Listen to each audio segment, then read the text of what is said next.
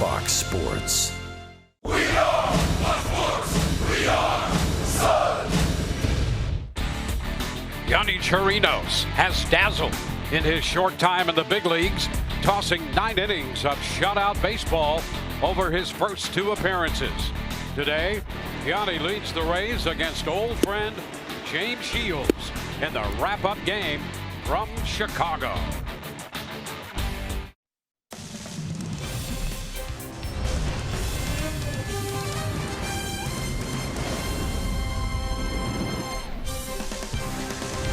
We welcome you to the south side of the Windy City on an absolutely gorgeous day. Boy, where's this day been for the entire road trip? Exactly what the Rays have been looking for. Final game of this series and the trip, they'll take on the Chicago White Sox. Hi again, everyone. Welcome to an afternoon of Rays baseball with Brian Anderson, Dwayne Stats. Good to have you aboard. We'll be joined by Michelle Margot in just a few moments. Boy, the Rays have been looking for weather like this. They've also been looking for success like this. They won the first 2 games of this series. They'll have Yonny Chirinos, who was so good over in Boston, to start today. I mean, how impressive has this young right-hander been? He has been outstanding for this Rays pitching staff. He's pitched out of the bullpen. He's had a begin or a start, if you will. He'll obviously start today's game, but against that Boston lineup, look what he's done. 9 shutout innings. He does not hurt himself with the walk, just one of those, 7 strikeouts. The sinker-slider combo was tremendous. However, in that start against Boston, that you saw that right there. That split finger really jumped out at you. So he's got those 3 pitches going up against the White Sox today. On the other side, James Shields, listen, all this guy does and has done in his career is win. 9 seasons of double-digit wins, 9 seasons of 200-plus innings. He's not been easy for him to win here in Chicago. However, he has revamped his delivery, and he will look for career win 140 here this afternoon. Well, the former ace on the Rays staff and a fixture from 2006 through 2012 in a Rays uniform. A lot of great moments. And when we come back, Michelle will find out his most precious moment as a member of the Tampa Bay Rays.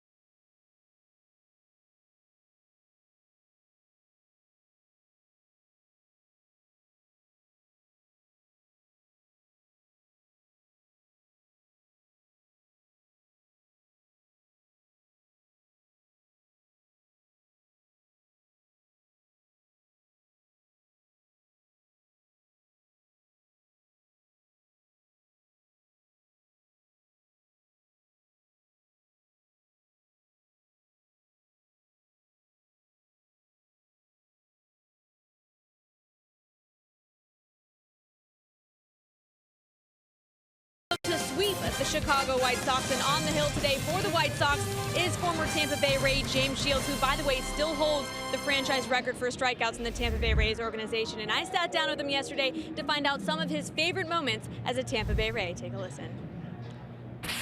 I had an unbelievable run in Tampa. I think I was there for about 12 years total, and you know, a lot of special moments, a lot of playoff runs, obviously a World Series run, and to be able to get, I think the only win in Rays history right now in the World Series is pretty special.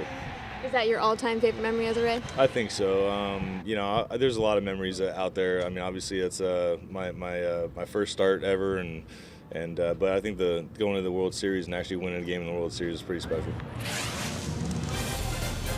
James Shields facing his former team today in Game 3 of this 3-game set. The rookie Yonny Chirinos and the Rays wrap up this 10-day road trip. Looking for the sweep, Dwayne Stats and Brian Anderson have the call. First pitch when we come back.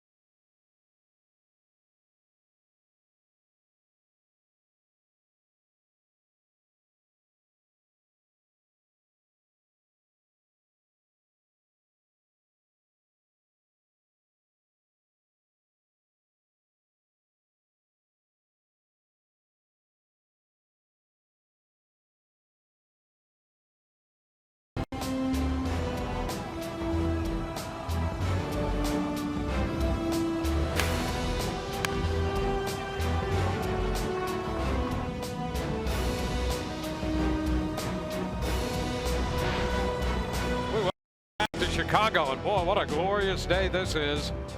Clear skies, a temperature pushing 60 right now. Supposed to get over 60 here shortly after the first pitch is thrown. And after what the Rays have gone through on this road trip, they will cherish this weather for sure. Take care of the road trip with this one today, and then the Rays head home, and they will look forward to that. Rays will be home to take on the Phillies Friday night, then Texas for 3 and Minnesota for 3, an extended homestand. Lineup presented by your Southern Ford dealers. Take a quick look at the Rays from top to bottom. Denard Span in there leading off the DH, followed by Kevin Kiermaier. Back in the lineup in center, Carlos Gomez will hit third and play right field. C.J. Cron, the cleanup man, at first. Joey Wendell up to the number 5 spot at second base, hitting in front of third baseman Matt Duffy. Malik Smith in left, batting 7th. Adedi Echeverria, the shortstop, 8th, and Jesus Sucre will do the catching and bad ninth. Well, taking the mound this afternoon for the Chicago White Sox is going to be right-hander James Shields. And let's get right to the scouting report. Franchise leader With the Rays, he's the all-time leader with 217 starts, wins, strikeouts, complete game shutouts, and he's tied with Chris Archer for 4 opening day starts. So a decorated career for James Shields as a member of the Tampa Bay Rays. And we talked a little bit in the open about the revamped delivery, and you're going to see it jump out at you right away. He has lowered his arm angle, looking for a little bit more movement on his pitches, a little bit more deception.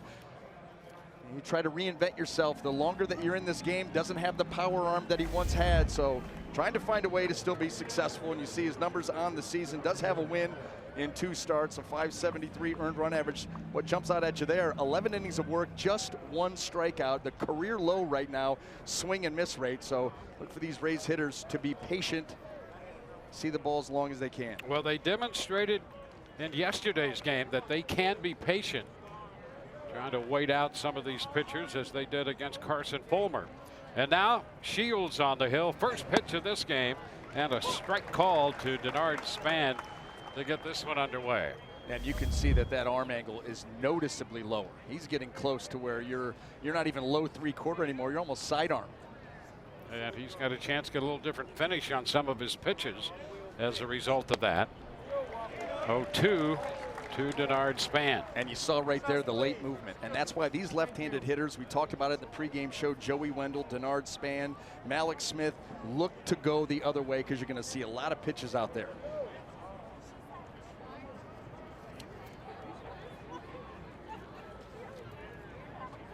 Span hitting .233 to begin this game. Tops the team and runs batted in with 8.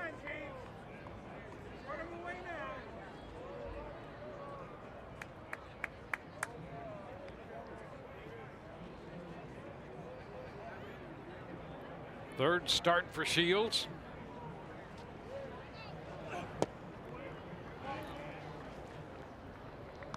Now it's 2-2. A little crossfire there by the veteran right-hander on the 4th pitch of this at bat to Denard Span.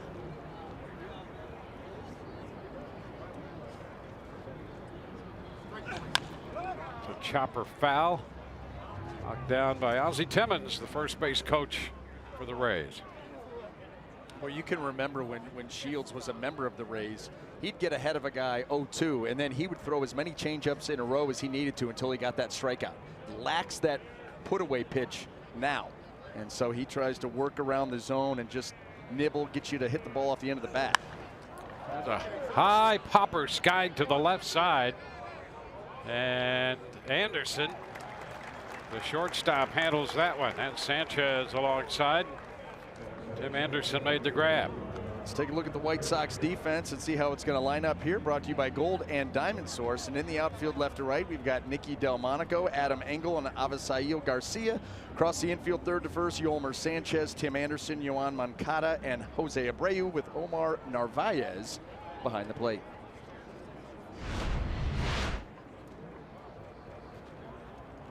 There's Kevin Kiermaier back in there after the bone bruise. Fouled the ball off his foot. The Rays were without Kiermaier in the first couple games of this series.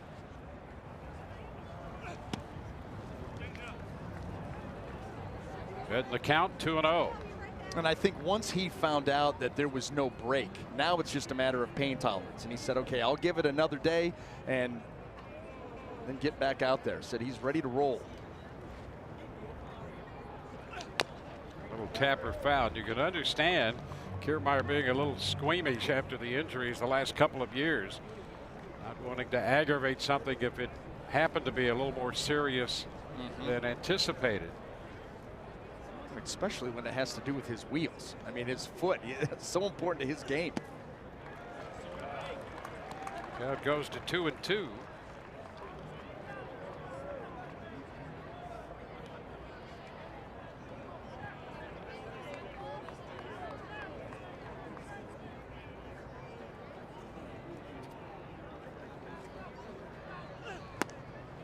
And wide, so a full count.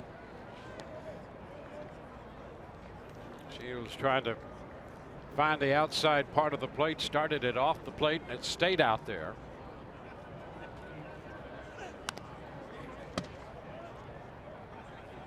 And you can see already here in the early going why you want these left-handed hitters to be thinking the other way. You know, his stuff is not going to overpower you. So if he does leave a pitch out over the plate, the quickness of your hands is going to be able to take care of that and turn on it. But he's going to try to stay down and away from you for the most part all day long. So you got to think left field.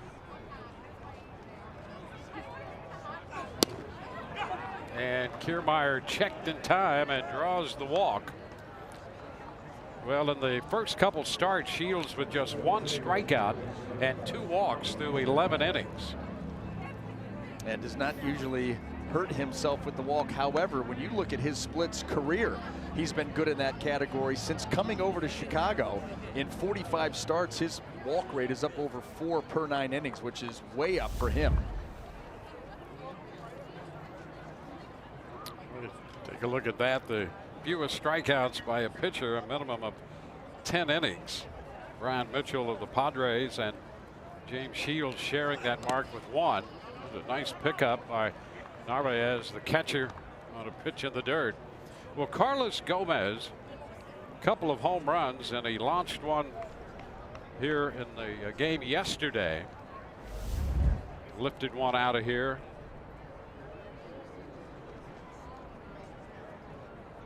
Four for 9 in his career against Shields.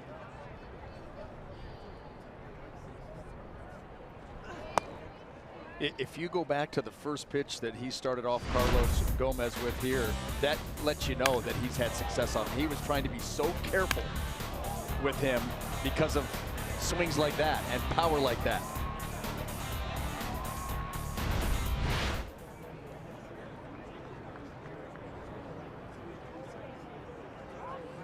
Over to first, Kiermaier back in.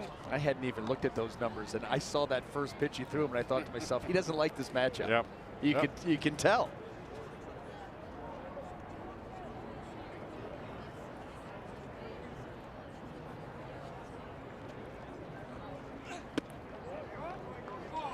And he misses wide. Careful with him, and he's fallen behind 3-0.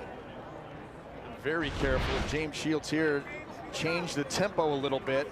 That's the first pitch of the at-bat, and that's the one that lets you know he's not real comfortable making that fastball. Ball 4 is inside, and we have back-to-back walks from Shields.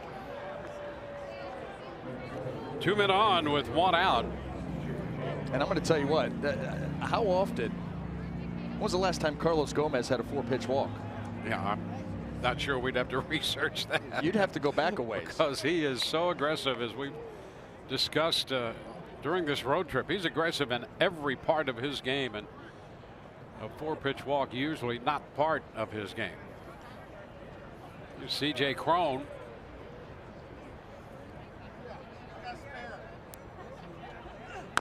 Cron, a little tapper, third base side. Sanchez will make the throw to first. Runners advance to second and third. So Cron, after the first pitch, is out number 2. That's a big pitch there by James Shields. Get yourself into trouble with back-to-back walks, and then a good pitch down below the zone. You take advantage of a power guy in the middle of the lineup, seeing a guy out there at second base wants to drive a run in and ends up swinging at a pitch out of the zone. Well, Joey Wendell has been swinging the bat well for the Rays. And he's up here now. He's on 3 times in yesterday's game, homered in the game here Monday, and has moved up to the 5th spot. He takes a strike, lower part of the zone. Pulled the string just a little bit. We've seen the fastball here anywhere from 90 to 92. That little changeup at 86. And that's the difference. If he wants that changeup to be as successful today as it was back in the day, it needs to have less velo on it. He's got to start to get a bigger difference. This one is down. And those velocity readings for him a little higher than the first couple outings of the year. So he's a little fired up here. You know what? Beautiful day, former team. That's exactly right, D-Wayne. 1-1 to count.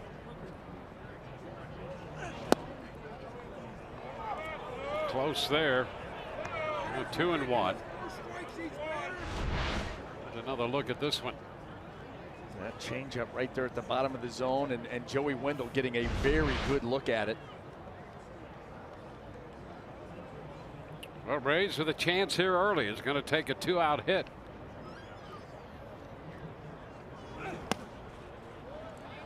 Now 3 balls and a strike. Well, just like we said, this Rays lineup showing some patience. Outside of the first pitch to C.J. Cron that he went after, they're showing a good amount of patience, have already worked a couple of walks, on the verge of another, and if not, at least going to get a pitch out over the plate that he can handle.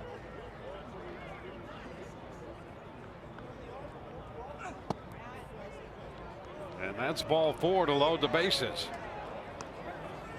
So Wendell heads to first. A 3-walk inning for Shields to start this outing. But when was the last time that James Shields had a 3-walk inning? He walked only 2 in 11 innings through 2 starts coming into this one.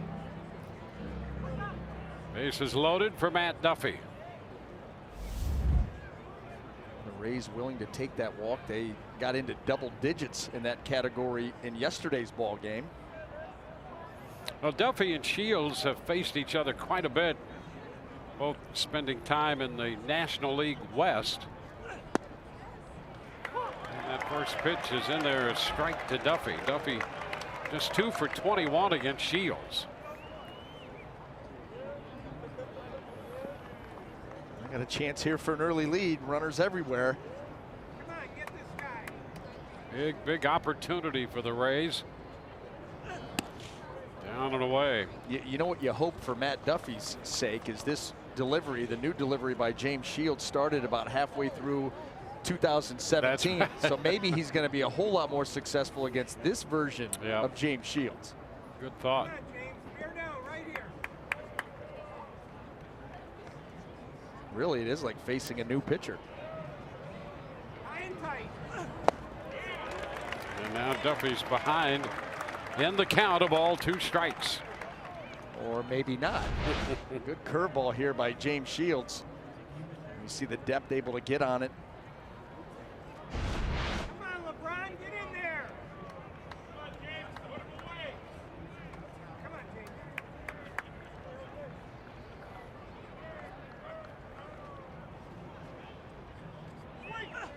And he came right back and strikes him out. So the Rays leave the bases loaded. Big strikeout for Shields of Matt Duffy. We go to the bottom of the first. No score.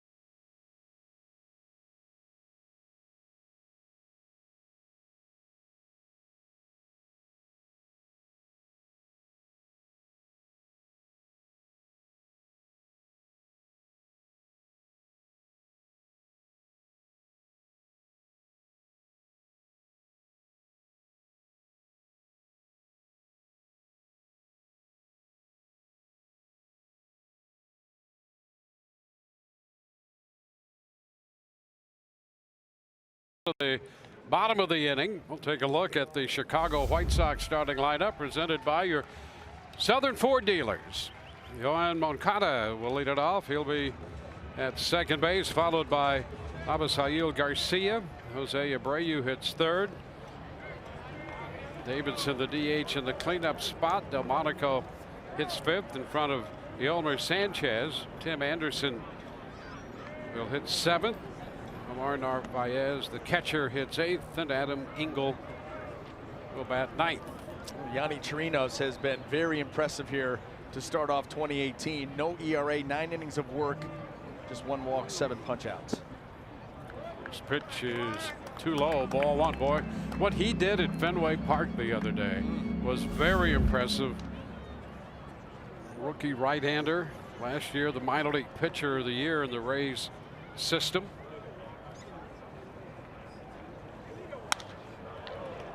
Now that was it.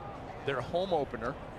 Weather was not very good. You're going up against that lineup, and 5 innings, shutout.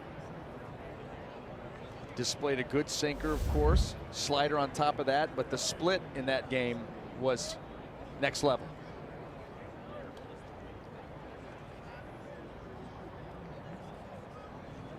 A little close to Moncada. Rays have the right side of the infield overloaded with Echeverria in the middle on the right side.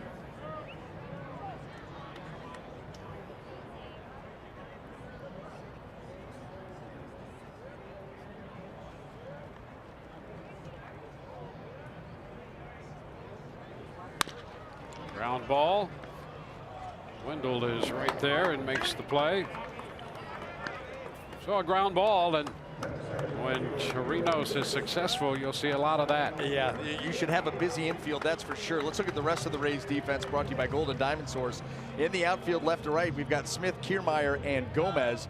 And then across that infield, at Duffy, Adeiny Echeverria, Joey Wendell, and CJ Cron. Jesus Sucre will get the call behind the plate.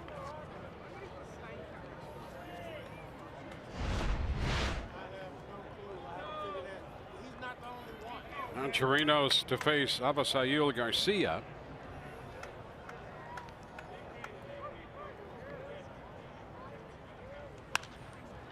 Pitch skied up the right side with Gomez in pursuit. Foul ball, playable. He got it, and across that top bar, leaning into the stands, comes away with it. So a nice catch right there. Gomez. Or Garcia, let's see, the Bonefish Grill fresh catch of the day. I love this. The exaggerated, yeah. I got it. Everybody. Just as he gets to that low wall, and it can get a little dicey over there. Nice job of extending the man off of the stool. That might have been more impressive than the catch. I didn't see Abreu. The collateral damage caused there by Carlos Gomez, pursuit of that ball. Well, he has played center field most of his career, and so he covers a lot of ground, and that was a fine play. Everybody came out of that all right. Yeah, and he's a big guy too. Yep. So you've got a big guy coming at you. Let's see my man. He's getting out of the way, and see ya. Never let go of the stool, though. Well, it's company property. He's protecting it. So Gomez, a great catch to retire a tough hitter in Garcia.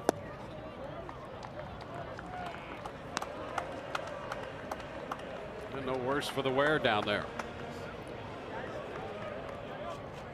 2-1 the count on Jose Abreu.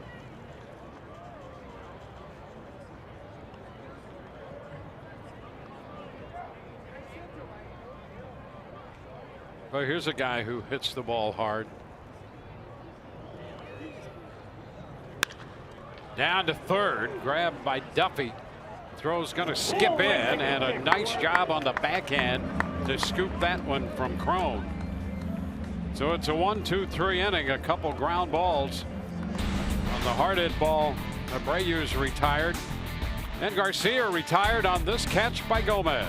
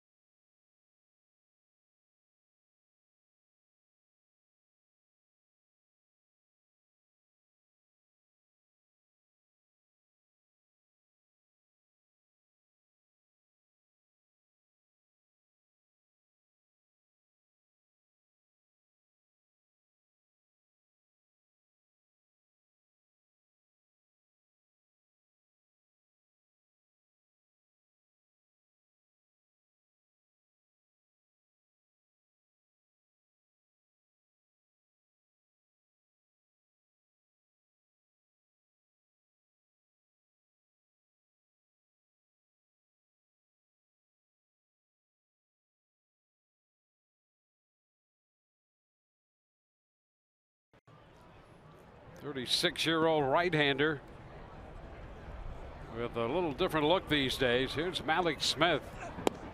Takes a pitch a little wide.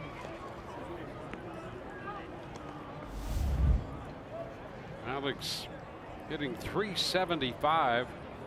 Was on 3 times in yesterday's game, 4 times here on Monday. 2-0. In fact, if you put the games Malik has played against the Cubs on the north side and the games he's played against the White Sox here on the south side, his numbers in Chicago are outstanding. He's ahead in the count now, 3-0. He is 13 of 16 playing in Chicago. He's hitting .813.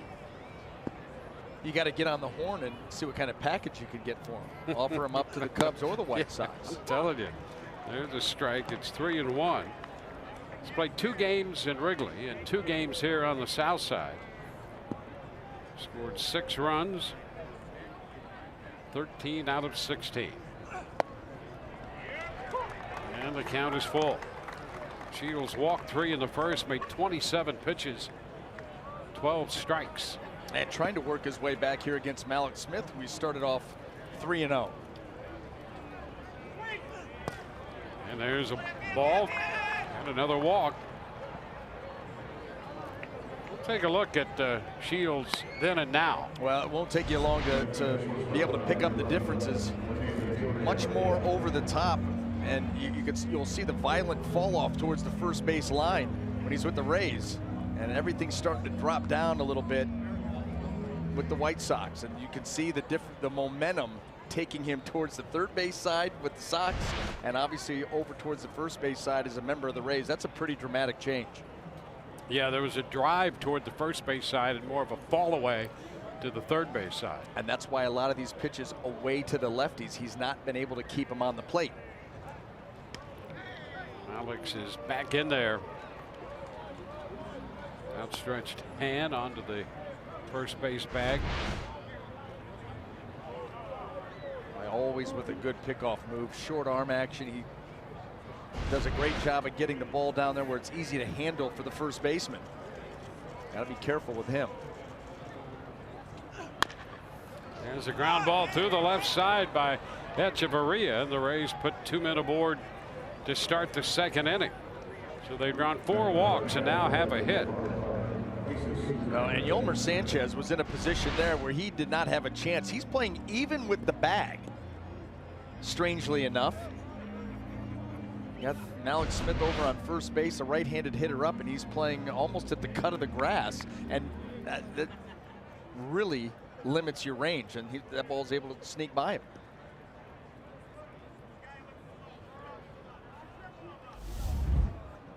Yeah, Jesus Sucre. That's an odd defensive placement there for the third baseman. Sucre puts down the bunt first base side. A roller picked up foul by Abreu. You know, if you're thinking about the bunt, usually with the runner on first, you're trying to bunt that ball up the first base side. And if you're even thinking that, I don't even know why you'd be thinking that in this situation. But to have Yolmer Sanchez, yeah, it makes more sense now if Sucre is going to bunt. But with a runner on first and a Danny Echeverria at the plate, and you're playing even with the bag, it gives you, an arm length to the left or right to cover. That's it. That's all the ground you're going to be able to cover.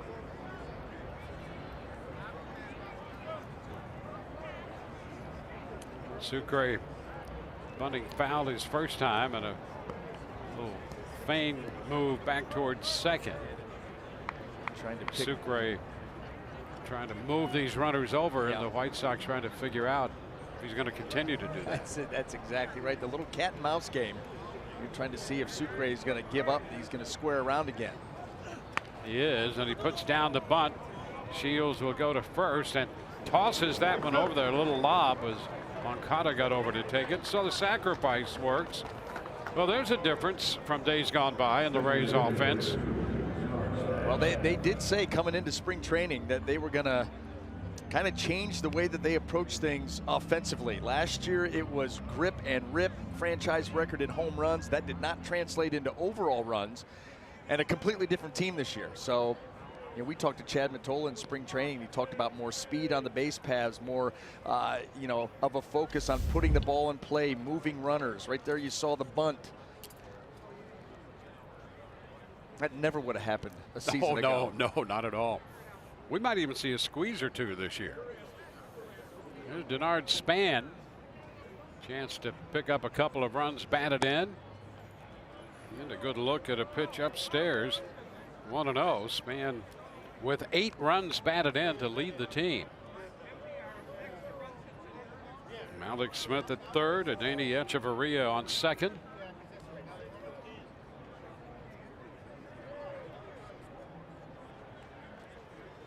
And now a pickoff, and they have Smith in a rundown. And he is out trying to get around the tag by Narvaez. So Malik Smith, boy, that's a big mistake. This cannot happen. James Shields just goes with a straight move over, and Malik Smith got caught napping. You give up that runner over at third base. You had second and third, 1 out, and James Shields, talk about his pickoff over at first base, pretty good with the one over at third. Wow. When was the last time you saw a right-handed pitcher pick a guy off third base? I can't come up with a time. I mean, really. Now 2 gone. Boy, you talk about a big pickoff and a big mistake by Malik Smith. That completely turns it around. 2 men in scoring position, 1 out, with your best run producer up there so far this year. Now you've got a guy at third with 2 gone.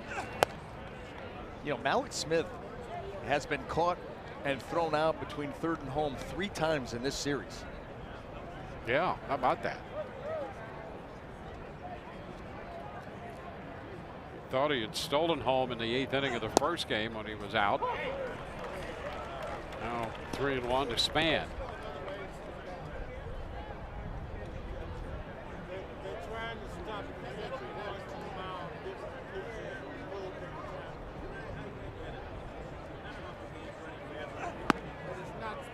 Span draws the walk. Well, 5 walks, 1 hit. White Sox gather on the mound before Kevin Kiermaier steps in. Boy, opportunities to break out to a big lead, and Malik Smith caught off third. Big mistake. You know, they had a couple men on in the first inning, back-to-back walks, and C.J. Cron went after the first pitch and a little tapper to third. Now here's Kiermaier.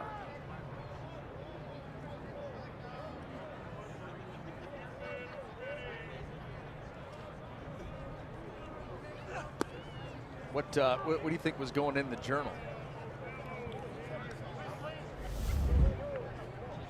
Pay attention at third. How's that? In caps. 1 ball, no strikes. The count on Kiermaier. Someone's got an edge to them today.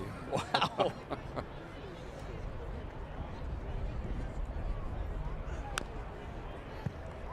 One ball, 1 strike. Well, it really begs the question: where are you going? 100%. You mentally get lazy because you don't see that play very often, and so it's not even on your radar, and that's how you get caught. No question. And I'm sure that's what he's reminding himself. He may be writing that more than once, Dwayne. At least 50 times. They make you do that in grade school still? Not anymore. Okay, yeah. I'm not sure what they do. You don't want to hurt anybody's feelings. Right. No accountability. 2-1 the count on Kiermaier. We'll be back with your questions and comments in a moment. Top half of the second. There's a liner into left. Will it stay up? It will. And Delmonico makes the catch. And the Rays miss an opportunity again here in the second. No score through an inning and a half.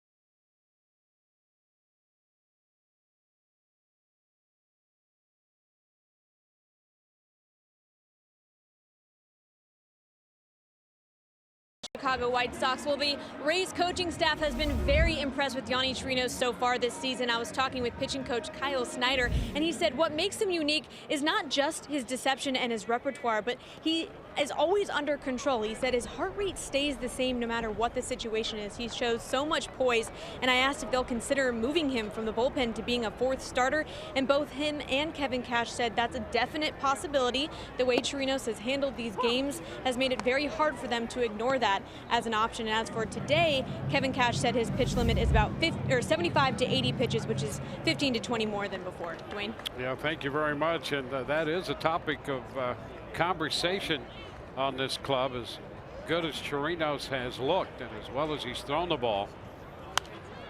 Davidson lifts a pop foul. That's going to be out of play, and the count is 0-2. And you would think, of course, that was the original plan in spring training once they figured out that they might want to try a bullpen day, to go with 4 starters and the bullpen day. And then the situation really forced them to entertain the idea of 3 starters and factor in the bullpen days. But when Chirinos might be forcing his way and causing the Rays to reassess that whole plan. Well, that was the feeling that we got in Boston. You know, when he came out, you're thinking to yourself, hey, this guy may graduate soon, and it seems to be that may be the way that it goes. He's obviously going to have to continue to throw the ball well, get stretched out a little bit. But he was so efficient, you know, in his 9 innings coming into this start here, he was averaging just over 12 pitches an inning. And you know, Kevin Cash did say conversations about this 4-man and a 3-man and the bullpen days mixed in and all that, that some of these pitchers that they see may separate themselves. And I think Chirinos is the first one who has really stepped up and started to do that. High fly ball deep to center. Kiermaier's going to have plenty of room, though, and he makes the catch. And that's the first out. The conversation went along the lines of the Rays would get more of an opportunity to see more pitchers, and if they do separate themselves, then you found yourself another starter indicating that he's ready to make that jump.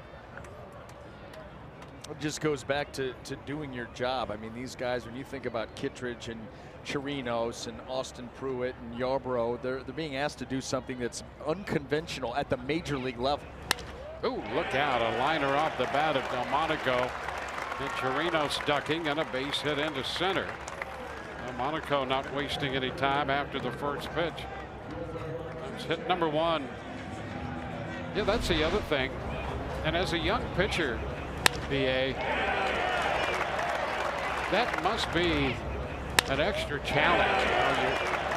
You're hoping to make the major league club and get your feet under you, but you're doing it in a way that you've never pitched before. Right. Yeah, there's no doubt about it. And so, you try to get as used to it, especially if you're a starting pitcher. You know, Yonny Chirinos, he's been a starting pitcher. He has thrown some out of the bullpen in the minor leagues, but you got to get back to getting used to that again. That's how he was used in his first outing, and then obviously started in his last game. And, you know, Kittredge, same thing. Going to come in the middle of the game, he's going to start some games. And we saw him, you know, when he was going to start that last time out, waiting for a long time before he warmed up, because you don't want to have 2 different, you know, warm-up sessions. I mean, as a bullpen guy, you got to get ready sometimes pretty quick. As a starter, you're afforded a little bit more time, but they want to keep it consistent. Down to first, bobbled, picked up by Crone, out at second and safe at first. Crone getting back to the bag. Chirinos was over there as well, just in case. Lead man cut down. Crone to Echeverria. Sanchez beats the attempt of the double play on the throwback. Just not enough time after the bobble. Probably didn't have enough time anyway. Sanchez, a switch hitter, hitting from the left side. A little closer start. Then the bobble took the double play possibility away, and now he's at first for Tim Anderson.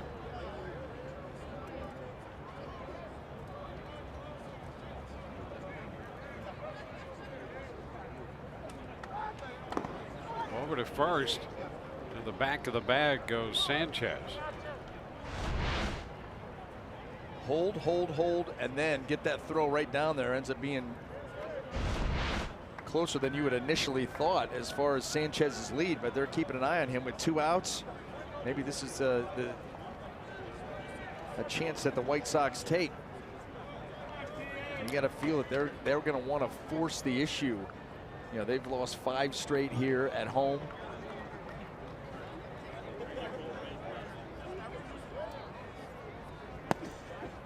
Pitch is too low to Anderson. Yeah, the White Sox started this season with quite a bang. 18 runs in their first 2 games on the road against Kansas City. And things have been a little different recently. Rays hope to hold them down one more day.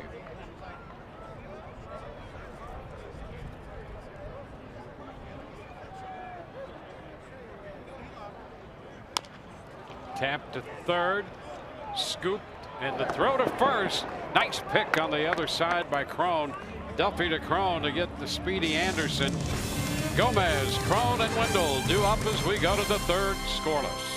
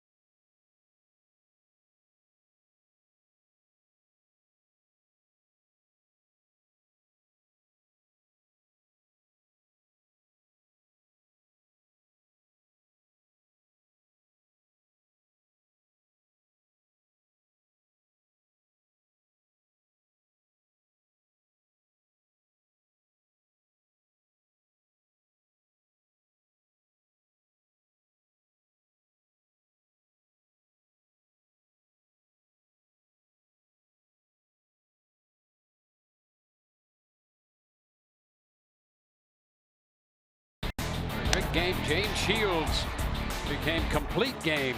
James tossing a club record 11 complete games during the 2011 campaign. On his way to a 16-12 record that year and 4 shutouts among the 7 complete games.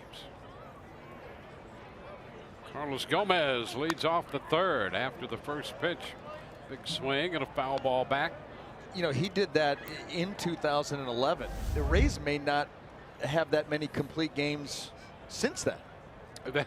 Really, that's not just the Rays. It's across the board. The way that pitching staffs are used nowadays, the complete game has become rare. Now Gomez puts down a bunt. Barehanded by Sanchez. Cannot find the handle on the pickup attempt. And Gomez bunts his way on. Well, they finally got Yolmer Sanchez to move back. That opens up that play. James Shields' reaction coming off the mound told you that it was going to be a hit well before it actually was, because he knew that ball's bunted perfectly. You can see the body language like, you got to be kidding me. That's a base hit and another runner.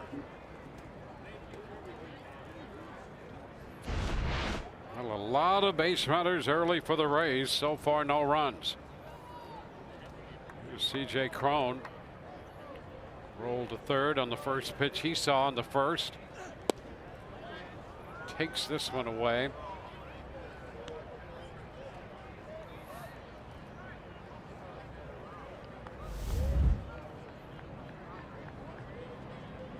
Shields a 27 pitch first inning. Made 18 pitches in the second.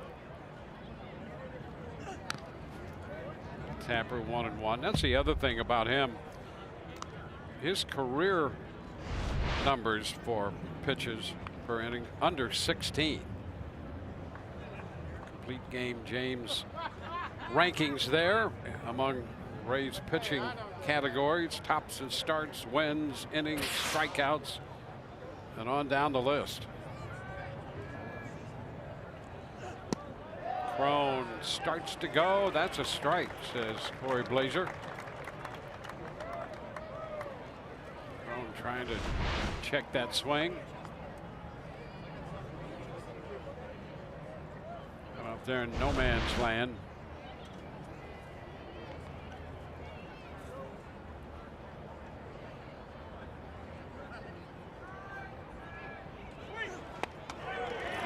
Cut the miss. Crone is out on strikes. 0 for 2 today and 0 for 7 in his career now against Shields. That curveball right there just at the very end gets a little bit of a drop, kind of backed up on him a little, and CJ Crone's still out over the top of it. And you understand why he was so aggressive with him in his first at bat and ended up going outside the zone. Joey Wendell. Wendell drew a walk in the first. Gomez, the runner at first, bunting his way on. Shields 10-19 with the Chicago club during his stay here, and a .598 earned run average.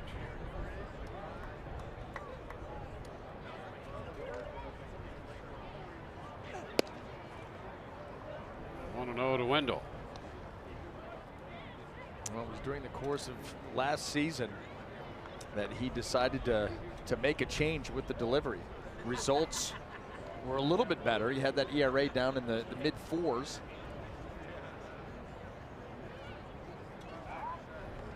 Back to first again. Said that he was going to come into spring training and just continue to tinker with it.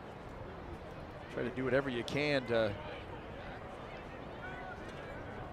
lengthen your career, and it's been a long one for James Shields. A lot of innings, a lot of wins.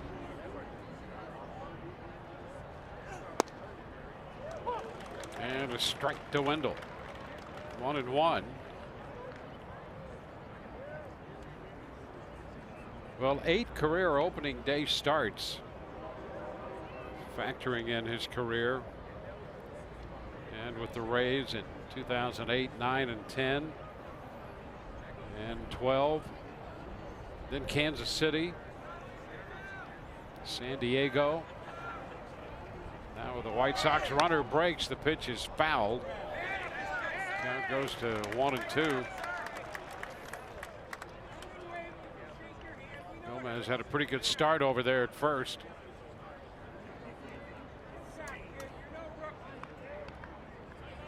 Now, Gomez is one of those guys that can hurt you a lot of different ways.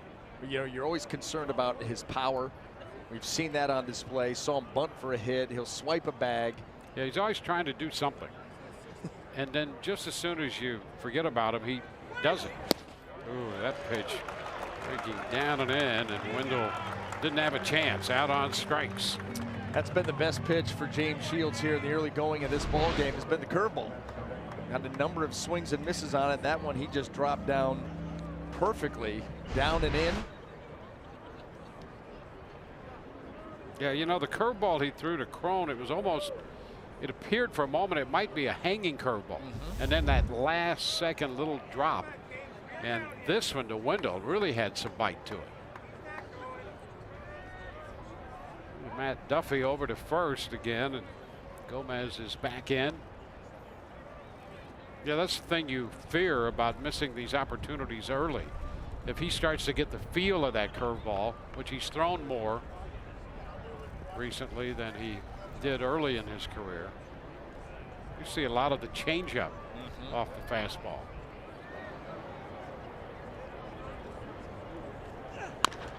Ground ball toward the middle, and right there is Anderson. The throw to first in time. Bunt single. The Rays leave a man. No score through 2.5.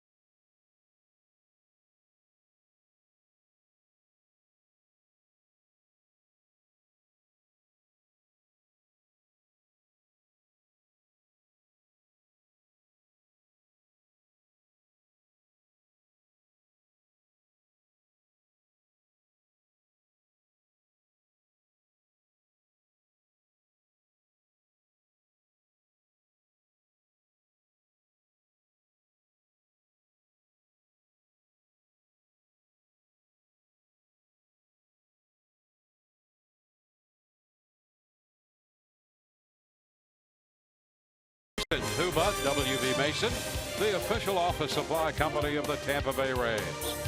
And by Geico. 15 minutes can save you 15% or more on car insurance. Quick trip on the Chicago River. Well, I mean quick, moving. Bottom of the third here. White Sox will have their catcher Omar Narvaez to lead it off, then Adam Engel back around to the top of the order. Okada. That's a strike.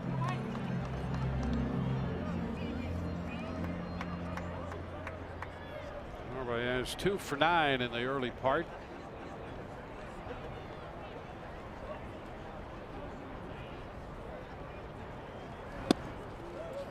And it's 1-1. Wellington Castillo will do most of the catching. He's got a little knee issue going right now. Started the game yesterday. Went 0 for 2, and Narvaez finished the game starting this one.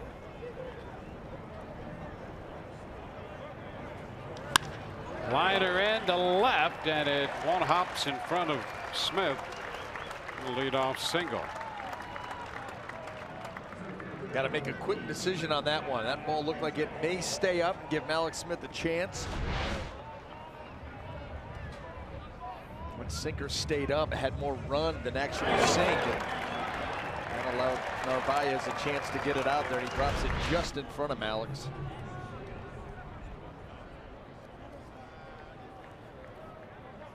Now Adam Engel.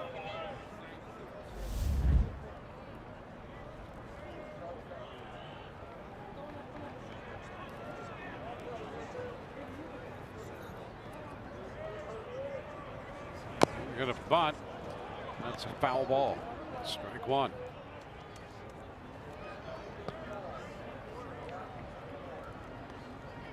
Both of these teams going with the bunt, little small ball early in this ball game, looking to take a lead. Engel runs very well. That's one of those pitches you can lay down, and if they end up getting you, okay, it's a sacrifice, but you also have that chance to get a bunt base hit and maybe look for an even bigger inning.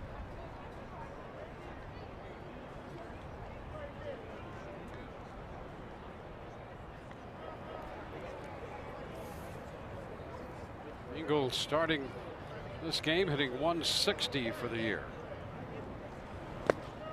Nice block there by Sucre, 1-1. Well,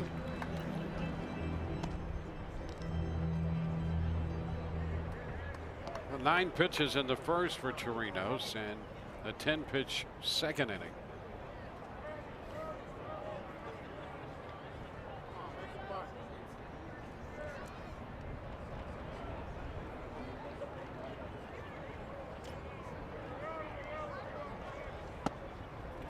Stays in, 2-1.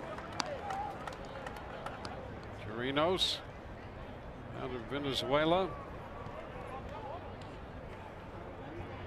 Signed by the Rays in the summer of 2012 and started his way up the minor league ladder.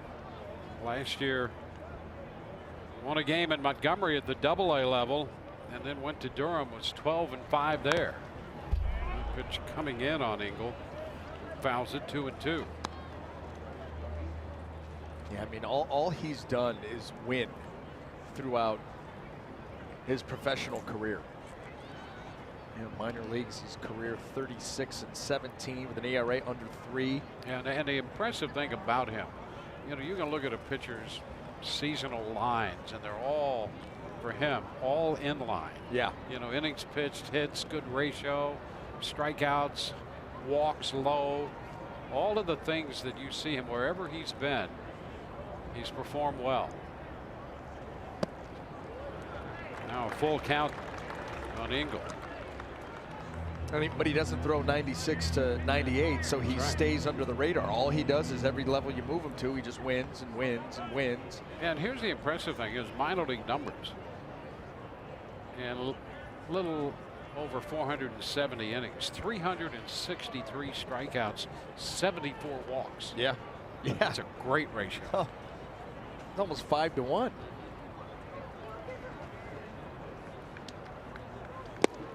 And he just misses a little low, so the 8 and 9 hitters are on here in the third. It's never a good start to an inning with 8 and 9 reaching and swinging back around to the top of the order. Well, just as soon as we talk about that strikeout to walk ratio, ends up with the free pass. And this is where they have absolutely struggled. Toyota key stat, look at that, 179 with men in scoring position in the last 4 games. Oh, 81. Yeah, well, that's why they've lost 5 in a row. Pitch disappeared on Moncada. They're 3 for 37. They've left 36 runners on base in those games.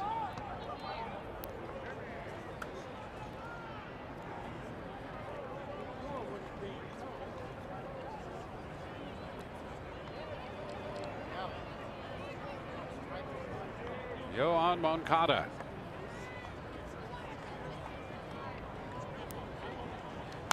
Fouls it back, 0-2. He's just 21 years old.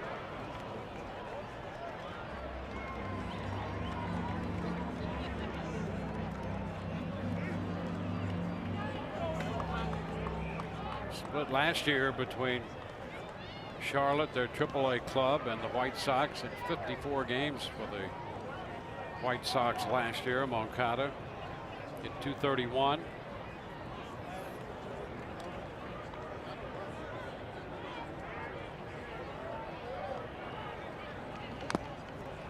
Fouls this one. Holds the count right there. Boy, that was the split finger there by Chirinos. That pitch was devastating at Fenway Park, and it was a nice job there by Moncada to foul it off and keep this AB alive. Did not remember that pitch standing out at Tropicana Field, but boy, did it jump out at you at Fenway.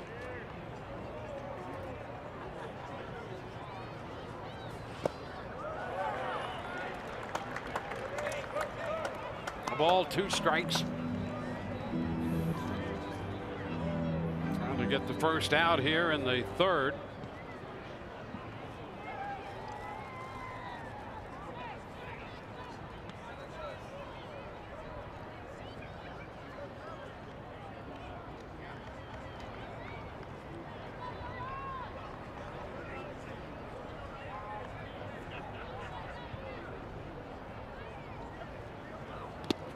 a good pick again by Sucre.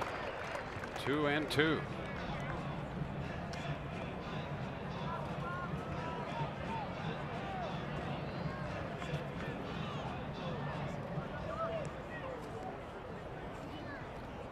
Okada did get to the big leagues for just a handful of at-bats with the Boston Red Sox, and then was part of the big Chris Sale deal.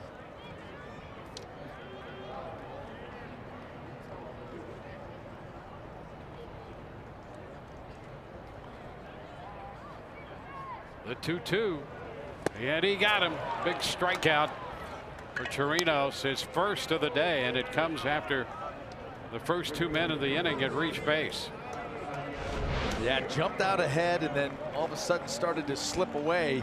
Continued with the off-speed pitches and made the adjustment there on the split. Started a little further up in the zone, and he does get in the chase. Big pitch and a big out.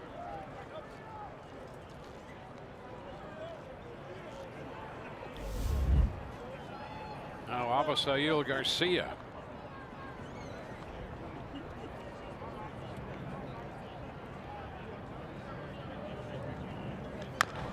Little tapper. Foul ball down in front of Nick Capra, their third base coach.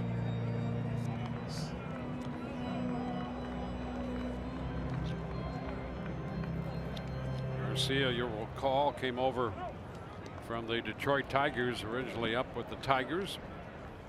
Showing some promise there, and last year for the White Sox hit .330 with 18 home runs.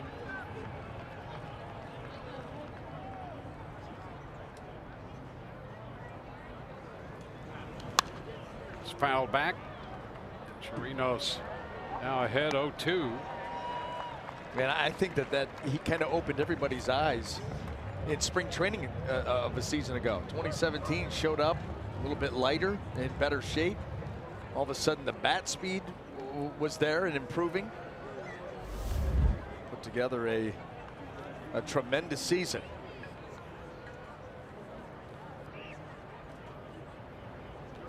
Stays quiet at the plate.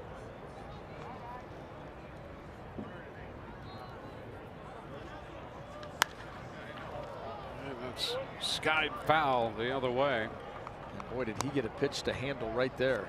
Not often that Chirinos is going to leave that pitch up in the zone with not a lot of movement. Everything he throws moves, and this one, wow. And you know, the other thing about him, I mean, he hits the ball hard, and he will hit the ball hard to all fields. Look how quiet he stays. Yep. And you can see him getting his stance, and as the pitchers come set, you can see starts to get ready, and now a little bit of a load,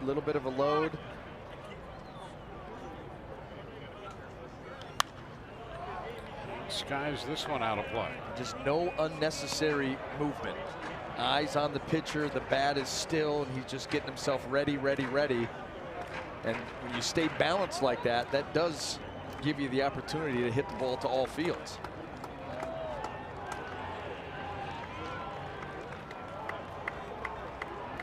The one thing about him is he can be a little aggressive up there. Battling here down 0-2. Chirinos works with a couple men on, and he gets them on strikes right there. So back-to-back strikeouts of Moncada and Garcia after the single and the walk. Boy, here it is, another off-speed delivery. There's that split, and there's that violent finish. Well, here's a young pitcher with confidence in that pitch. Well, and staying, again, when you go back to what Michelle was talking about with Kyle Snyder, saying that, you know, he just doesn't, his heart rate never changes. You give up a base hit to the 8-hole hitter, you walk the 9-hole hitter, still cool, calm, and making pitches. Oh, Abreu takes one inside, and they're going to say that that brushed him. It was almost like you could hear it. But the call obviously delayed, and I'm not. Let's listen in.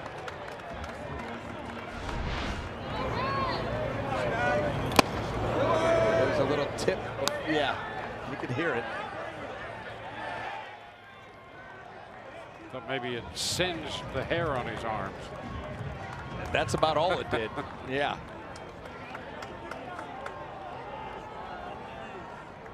So that loads the bases. They're loaded with 2 outs. And Matt Davidson steps in.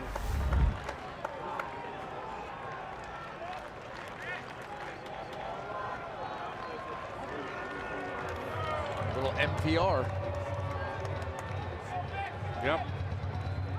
And Kyle Snyder is going to come out. So well, Sucre's out there. Snyder might as well come out there. It's all one trip. That's it. That is it. You see it.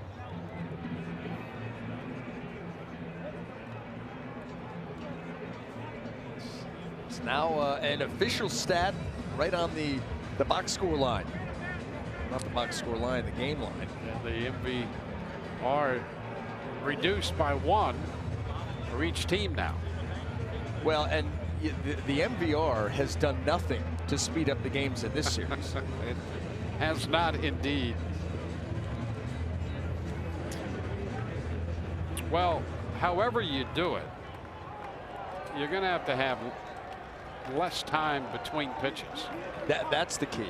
And however you do it, you know, and that involves a pitcher, it involves a hitter, it involves a lot of things. But that's how you do it. Now Matt Davidson. There's a strike to get the count running in the favor of the Rays' young right-hander. Fastball in there. You know, and that's something that they've implemented in the minor leagues the last number of seasons. And so you start to get guys used to it. So, you know, but by the time they make it up here to the big leagues, it's a smooth transition. You wonder that's going to happen in the next year or two. Rob Manfred could have done it this season, elected not to.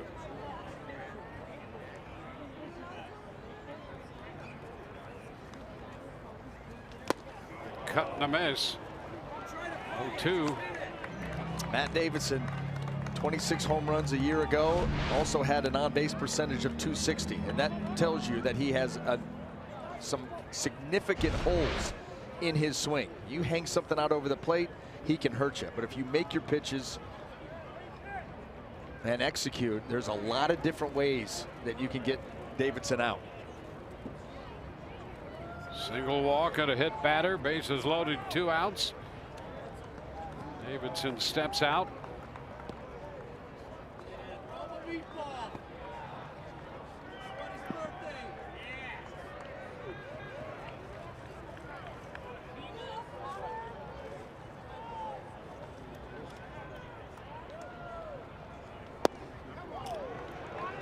And that fastball just low.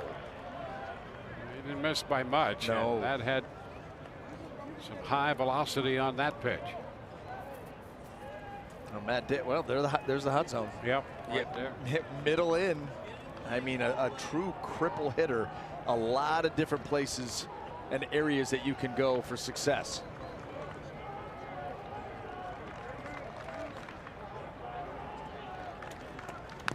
And he got a little bit of that one to foul it. Count still 1-2.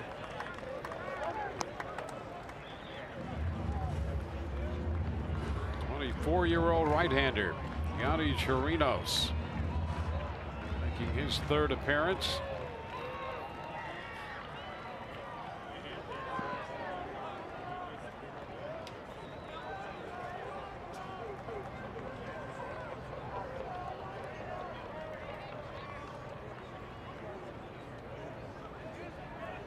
One, 2 again. He got him. Strike 3 call. White Sox will leave him loaded. 3 strikeouts in the inning to get out of all that, so he got him when he needed him. He struck out Moncada swinging through the split to get him away. Then Garcia out on the split. They got Davidson looking. No score through 3.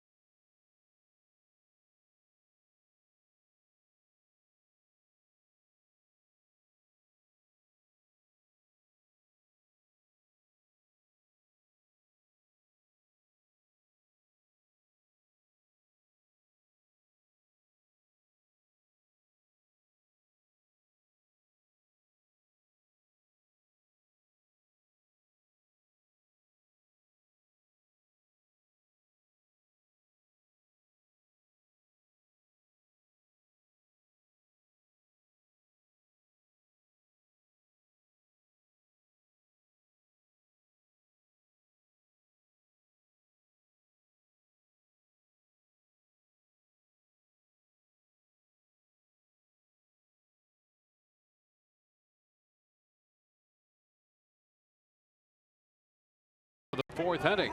No score. Alex Smith to lead off here in the fourth. Echeverria and then Sucre. First pitch from the side, and Shields drops in a strike. Smith walked in the first, wound up at third, and was picked off by Shields. Yeah, that one hurt too. Runners on second and third, one out, and he just went with the traditional, what you see the left-hander do to first base is exactly what Shield did over to third and got Smith well off the bag. Alex down in the count. It's been the best pitch for Shields. We've seen the fastball, the changeup, and of course the curveball. The curveball has been the most effective. And the usage of that pitch has been more prominent recently for him.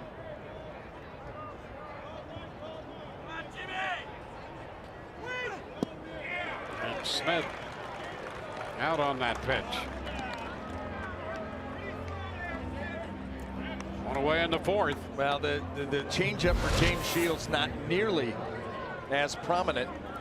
AARP real possibilities changeup usage, and you see for the majority of his career up over a quarter, and then of course 10.8 last season coming into this season. He does use it more against lefties, as you would imagine, but the curveball's kind of taking that spot against the righties.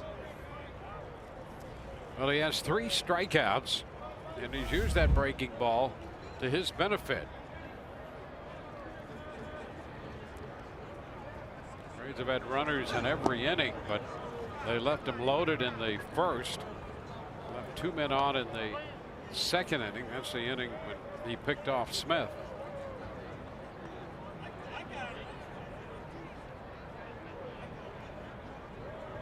One now to Echeverria. It's in there. Fastball at 90. Echeverria didn't like that call much. It looked to be right on the edge, maybe a little in off the plate. Echeverria. It's a foul ball down the third base side.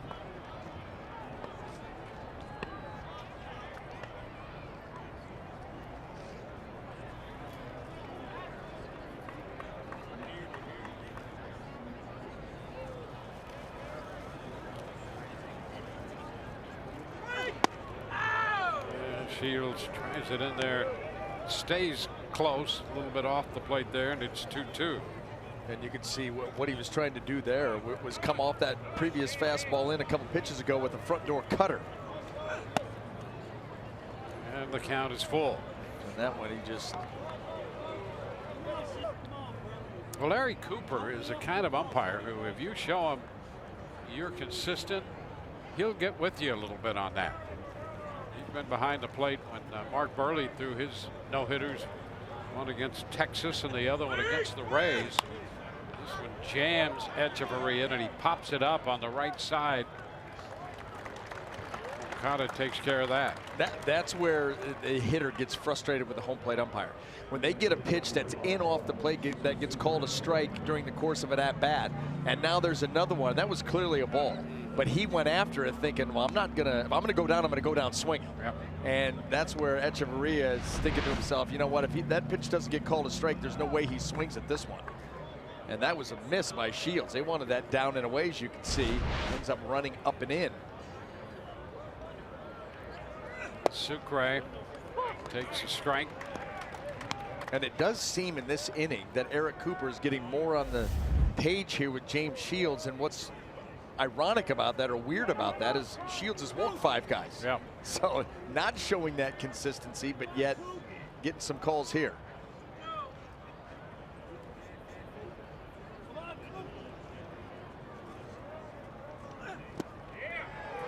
Sucre chases this one, puts him down 0-2. Well, right now the Rays don't have an answer for the curveball, and you're going to see that play a more prominent role until they figure it out.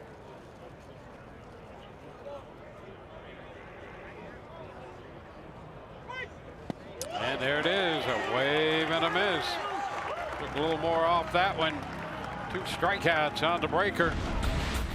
We go to the bottom of the 4th. No score. Big old breaking ball there.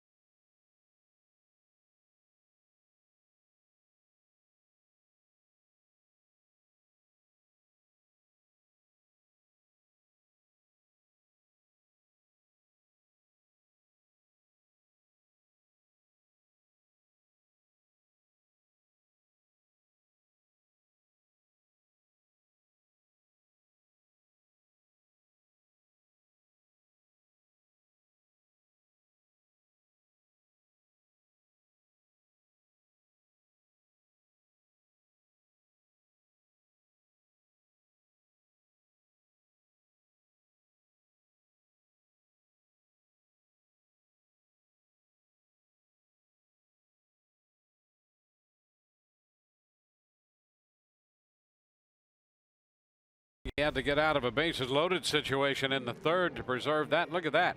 Consecutive scoreless innings to start a career. He has just surpassed Doug Wechter, who went 11 1/3, and now Chirinos is at the top of that list. And he had to work for it in that 3rd inning with the bases being loaded. But, you know, getting some ground balls is what you would figure. Mixing in some strikeouts, too, and he had some big ones. 3 big ones in the 3rd inning. Finally getting Davidson there. A 97-mile-an-hour fastball in the outside corner. Faces Delmonico leading off the bottom of the 4th. Foul ball from Nicky Delmonico. He had a single in the 2nd inning. 1 of 2 hits surrendered by Chirinos.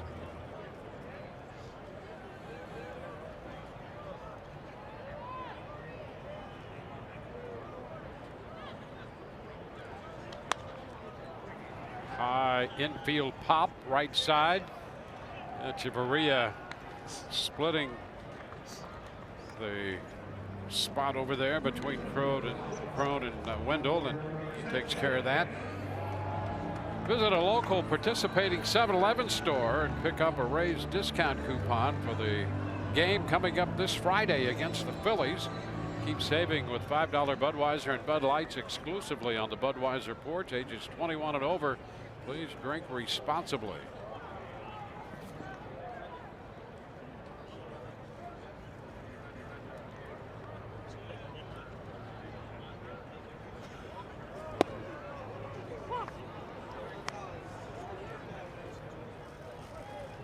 There's a strike to Sanchez.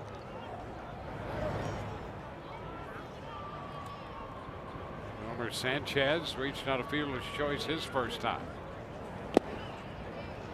0-2.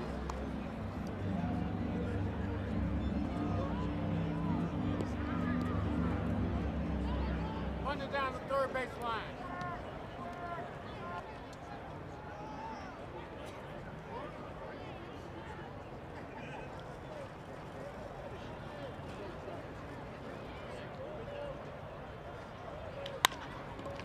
Tap to the right side. Wendell makes the routine play on this one. 2 up and 2 down.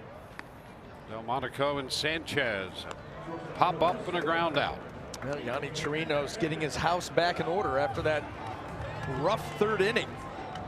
I'll tell you, an inning like that will wake you up in a hurry. And you saw him after that half inning sitting in the dugout, kind of going over some mechanical things, maybe pulling off the ball a little bit.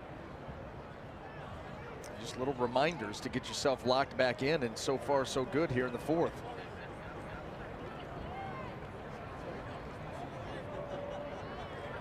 Anderson shoots one into right field.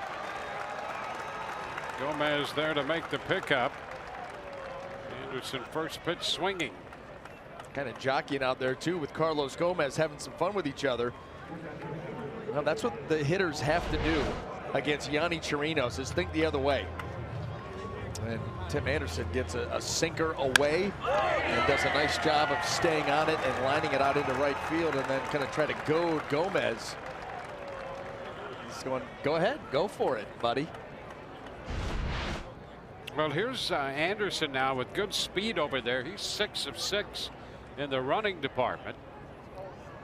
And with 2 outs and the base is empty, see what he does with Narvaez in the batter's box.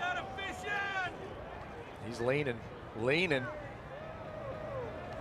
Pitch down and away.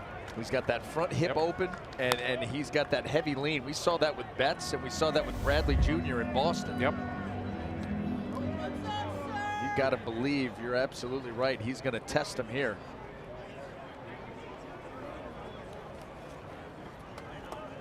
Scoreless game, bottom of the 4th. And a move over there. Boy, that's close. Nice move by Chirinos. And you know what? He got him as he was leaning just a little further, and almost caught him leaning too far. Watch out! Watch, he lean. Almost got him. Wow. Yeah, and the Rays, I think, want to take a look at that. That was close. Close enough that Kevin Cash would like to have that oh yeah, looked at over there. And I think they're going to get the call here. I think they absolutely. Crone did a great job of receiving that ball and keeping the glove low, just sweeping it right across the ground. And I think that he absolutely got in to Tim Anderson's arm in time. Well, that was a very nice move by Chirinos. And there you go on the freeze look. See the hand up in the air. Hold on. That hand is up. The tag is on.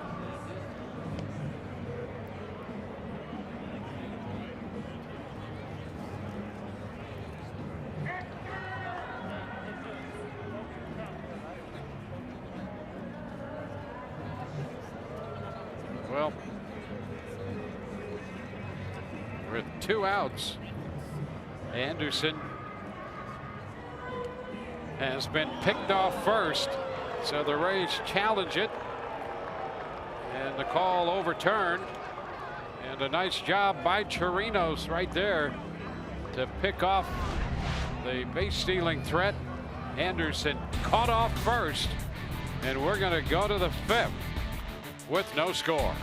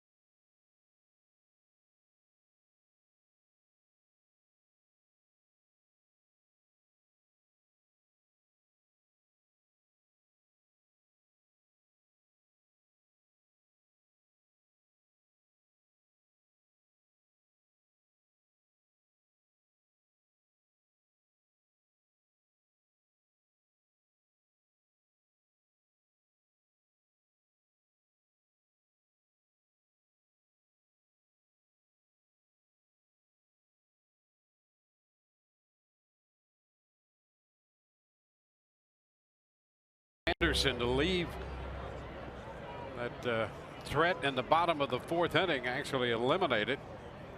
So we go to the 5th with no score. Top of the order for the Rays. They had opportunities early, not so much the last 2 innings. And here's Denard Span taking a pitch wide from Shields. 70 pitches through 4 for Shields and 52 pitches for Chirinos through 4.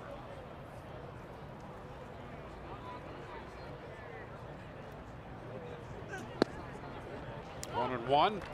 You know, the impressive thing that he did is understanding what the White Sox are going to try and do. You go back to when Yolmer Sanchez was at first with 2 outs. Yep. And he held the ball for a long time. And you get the base runner to kind of sink into their feet a little bit. Did the same thing with Anderson and let him lean a little too far. You were right on the button with that. Ground ball. Span's going to be out 4-3. And with that, that's one of the impressive things about Chirinos. Yeah, he's only 24 years old. He's got a really good feel situation to situation.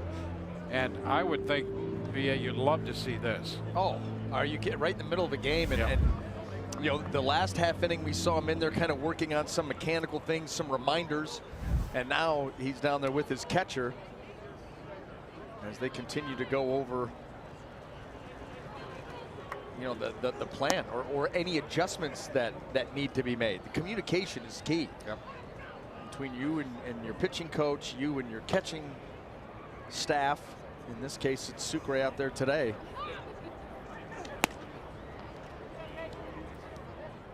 I mean, there could be some things that Sucre is seeing that maybe you're not, or something that he thinks you could do a little bit better. Or you go down and ask him, hey, what are you seeing back there? What do you think about this guy?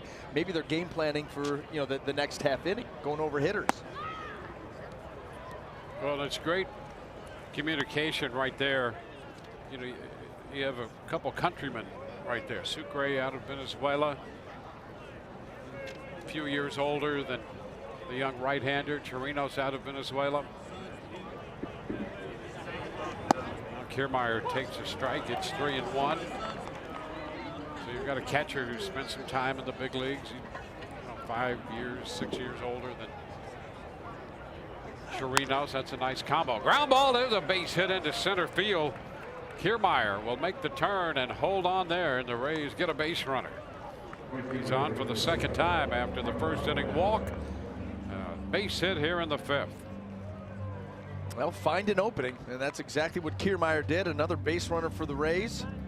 A scoreless ball game as we get into the middle of it. Both teams have had their chances. Carlos Gomez, let's see what he can do against Shields. 3rd time around, he has walked and has bunted his way on. Now 5 for 10 in his career against James Shields.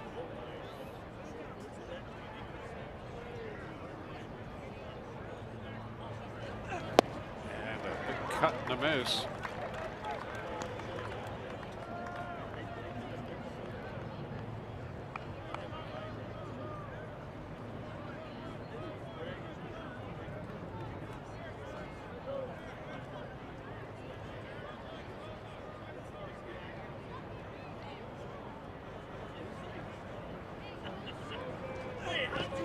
Down and away. Blocked.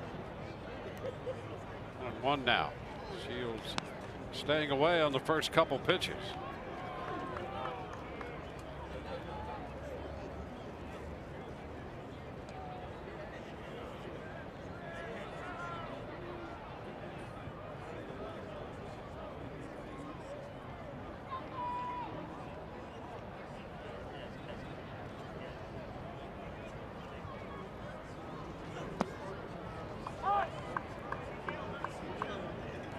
Two and one.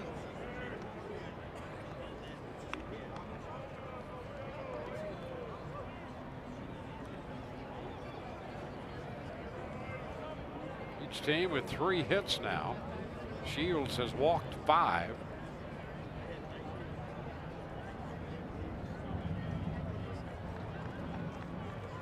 They all came in the first 2 innings, the walks. Back in at first, Kiermaier.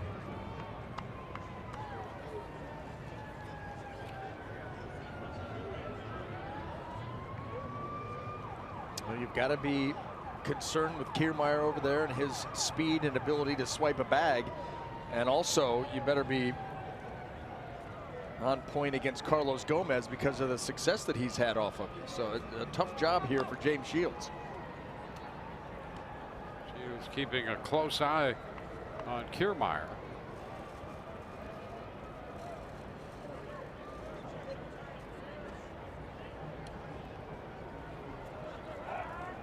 Into the dirt, slipped there. The pickoff attempt thrown short of first. Shields has always been the model of economy when it comes to that move to first. He can be quick with that. The hands already start up high when it's set position. He's got quick feet and a short arm action, and usually pretty accurate with the throw. And so that's why you see him be able to get guys. Cut and miss. And you see how he changes the tempo too with the base stealer over there. You know, he'll come set, hold, maybe give you a move. That time he came set and immediately come set and go. Not wasting any time and trying to not allow Kiermaier to get a jump if he indeed thinks about going.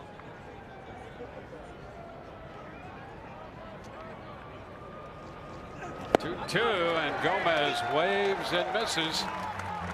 He started him away, finishes him out there. The breaking ball has been the pitch for James Shields, especially as this game has moved on.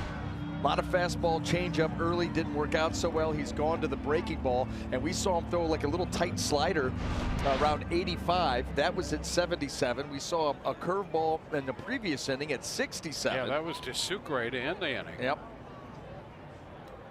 So he really has that pitch rolling right now and has the Rays off balance.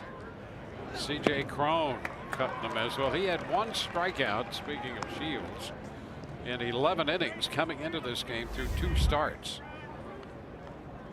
So far, in this one, he now has 6 strikeouts, counting the one in this inning.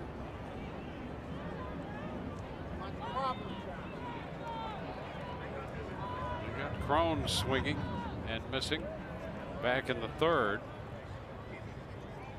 A late break on a curveball that appeared to not be breaking at all, and then all of a sudden a swing through, and that late break got Cron for the 3rd strike.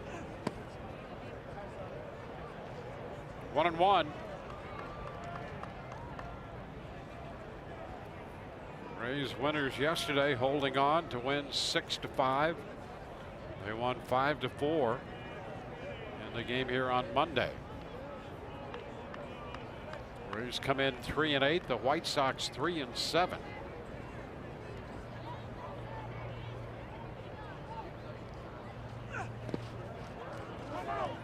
2 balls and a strike. 36-year-old right-hander James Shields, 5-7 a year ago in 21 starts with a .523 earned run average.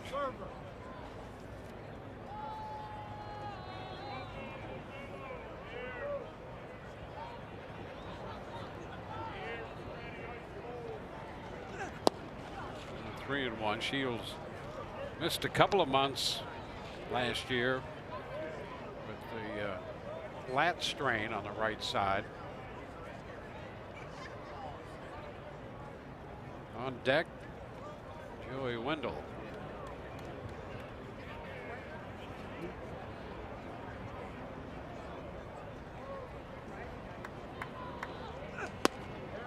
That picks up the corner. Threaded the needle out there on that pitch to go to 3-2. Yeah, he's seen a little bit of everything in this AB, and he does. 89 miles an hour, catches that outer portion of the plate, and now full count, and that'll get Kiermaier a full head of steam. That could be helpful.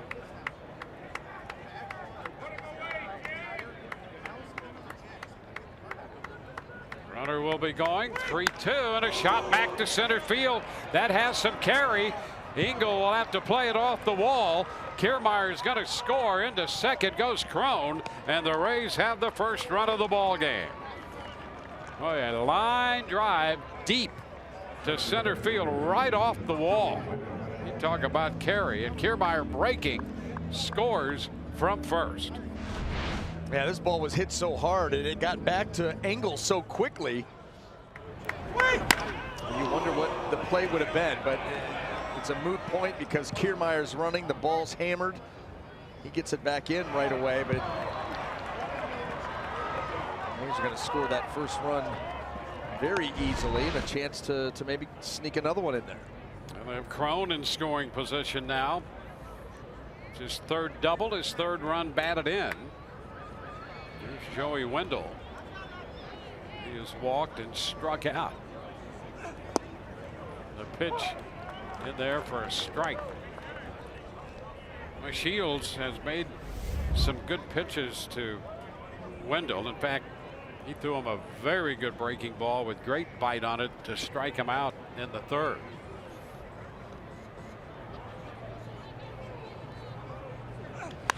Ground ball back to first. Rayu makes the play unassisted. The Rays get a run on 2 hits and leave a man. We're through 4 1/2. 1-0 Tampa Bay.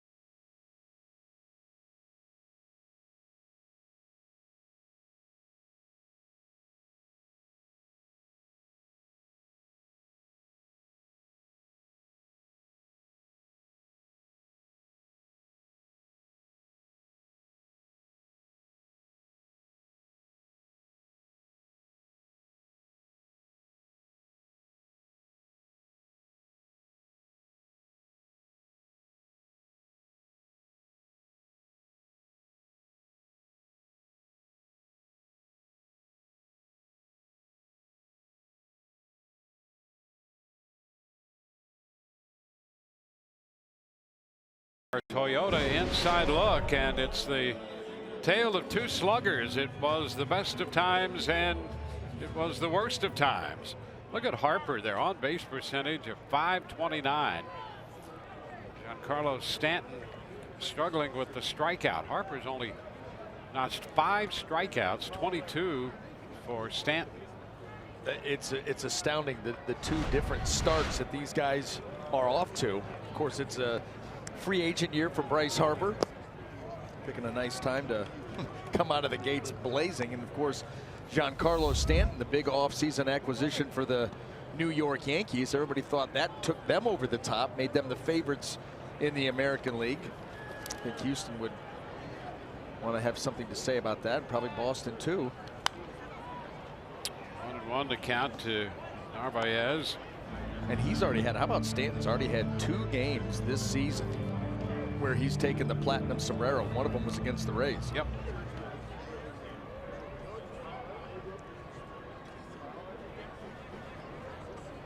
Well, to this point, he's handled it pretty well in New York, where it could be a little hot to deal with that sometimes.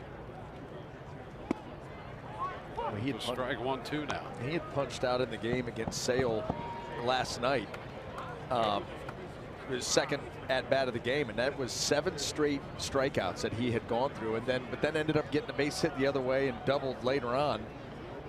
and hoping that that is the start of getting out of this little slump. 2-2. Engel next, and then the top of the order due. Chirinos had made 52 pitches through 4, and they're talking about somewhere in the neighborhood of 70 or so for him.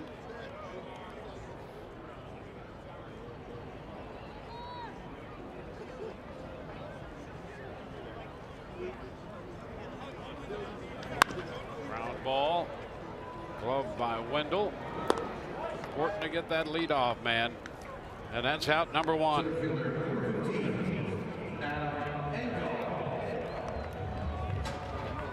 Yanni Chirinos, 24-year-old right-hander out of Venezuela. Came into this game with 9 innings under his belt, giving up a walk and 7 strikeouts. No runs, 4 hits coming in. It's 4 1/3 under his belt in this game. 3 hits, 3 strikeouts, and a walk. A big wave and a miss.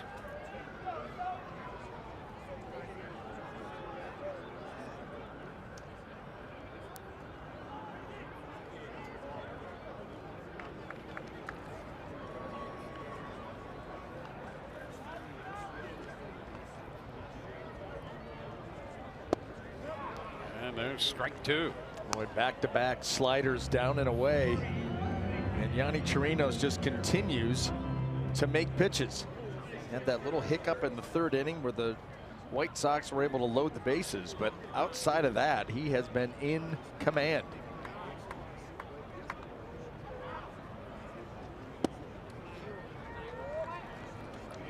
One ball, 2 strikes.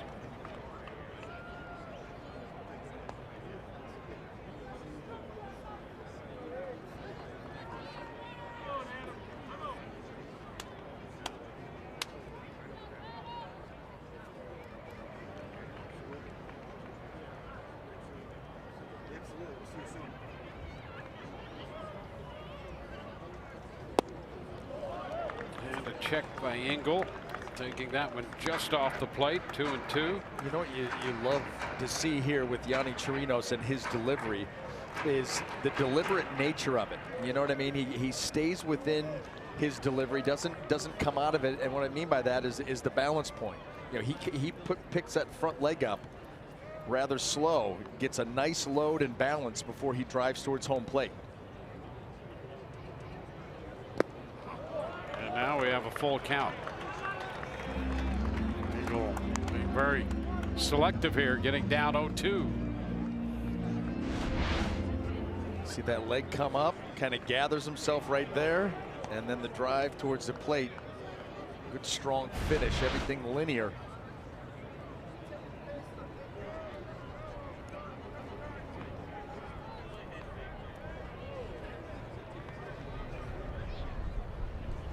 And strike 3 called.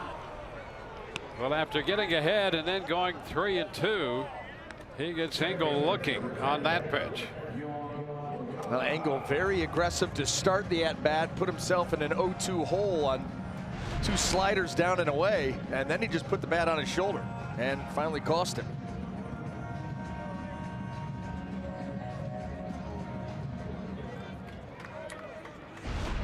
Two up, 2 down. Yohan Moncada is grounded out and is struck out.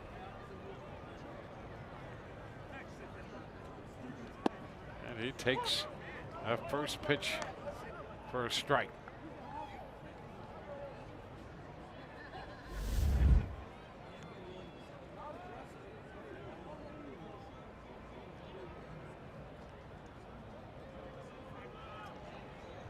Yeah, you love the simplicity of Chirinos and his approach.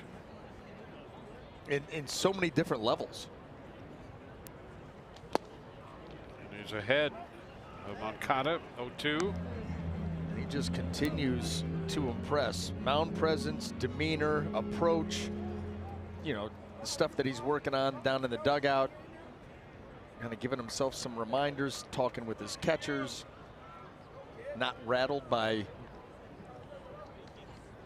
Like I said, you go back to that opening, the home opener for the Red Sox, and all the pomp and circumstance there, and he just went out and shoved for 5.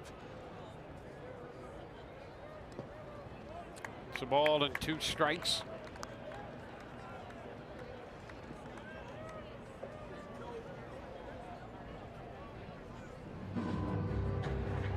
Three hits and a walk allowed today. Struck out the side in the 3rd after putting the first 2 men on base. 4 strikeouts on the day.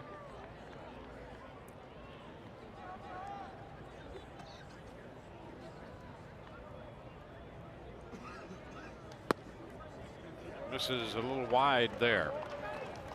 2-2.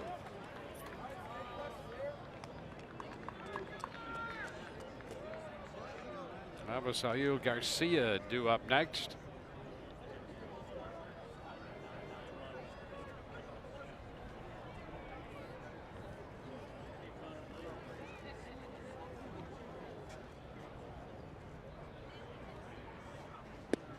And he did go right there. Moncada tried to check. He's out on strikes. We go to the 6th inning with the Rays leading 1-0.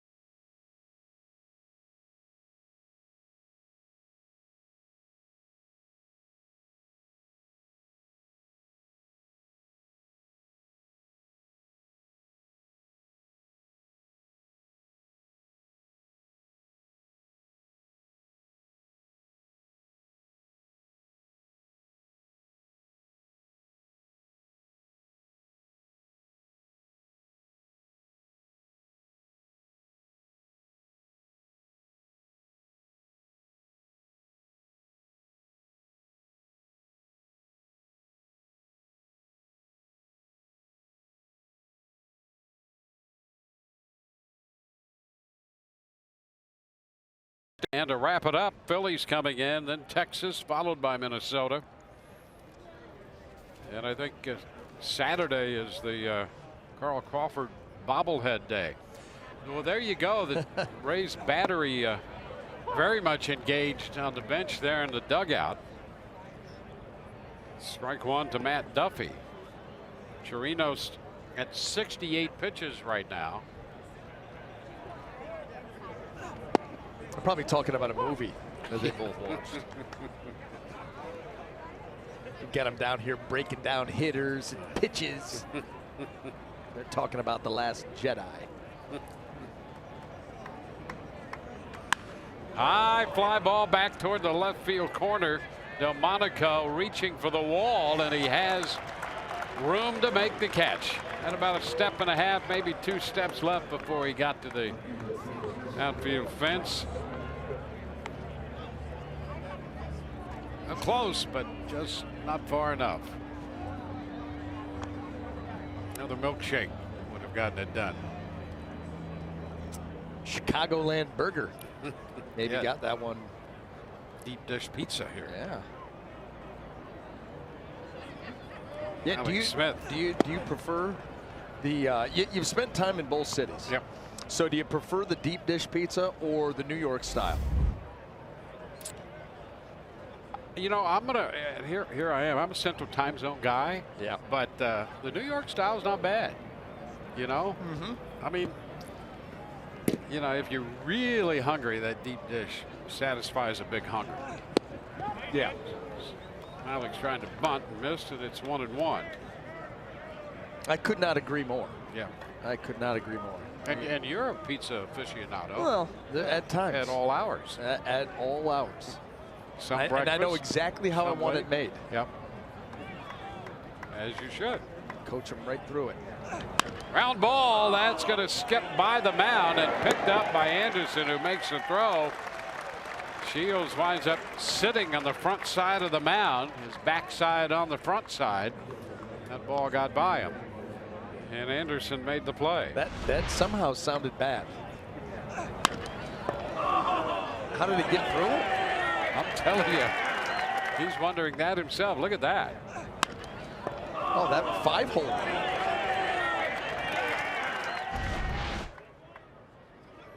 So 2 gone.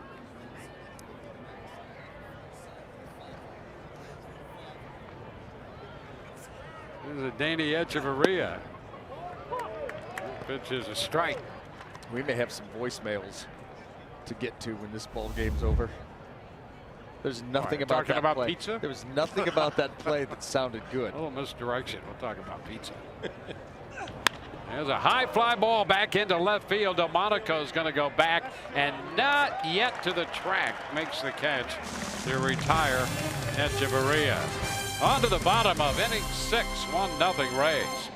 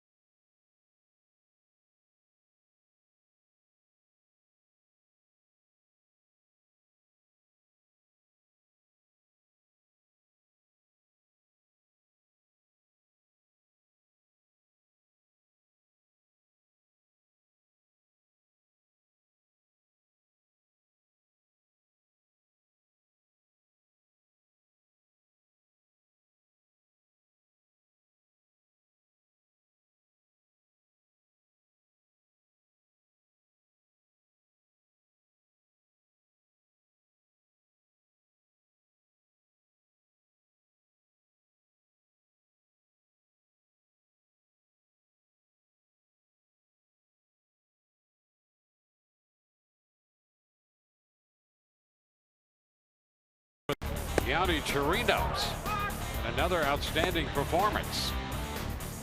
Yeah, you can't say enough of what he's done. Every time that we've seen him, he just continues to impress. And C.J. Cron got a pitch out over the plate with a full count. Kevin Kiermaier with a full head of steam.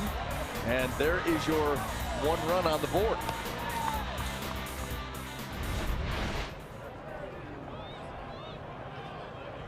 With 68 pitches, 43 strikes for Chirinos. He begins the bottom of the 6th facing Avisail Garcia.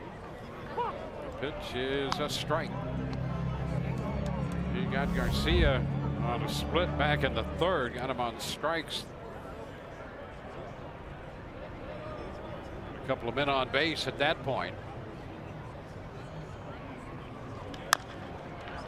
That's a foul ball outside of 3rd, 0-2.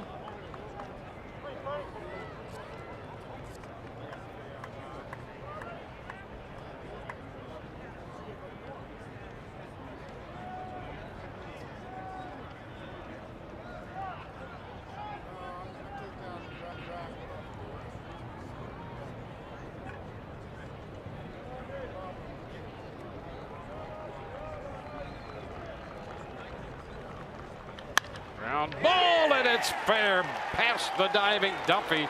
Back into the corner. Garcia around second, makes the turn and holds. It's a leadoff double for Avisail Garcia. Third double of the year for the Chicago outfielder. Yeah, unfortunate. This pitch by Chirinos. You see it just catches too much play. They wanted that thing down and away. It floats back to middle, and Garcia is able to punch it right by Matt Duffy. Something going here for the Sox as they wrap through their lineup for the third time. Yeah, in the middle of the orders coming up now. Garcia at second, and Jose Abreu, who was retired back in the first on a good play, third to first, and a good play on the receiving end by Crone. Was hit by a pitch, barely brushed him in the third. Now up again in the sixth. Pitch is a strike.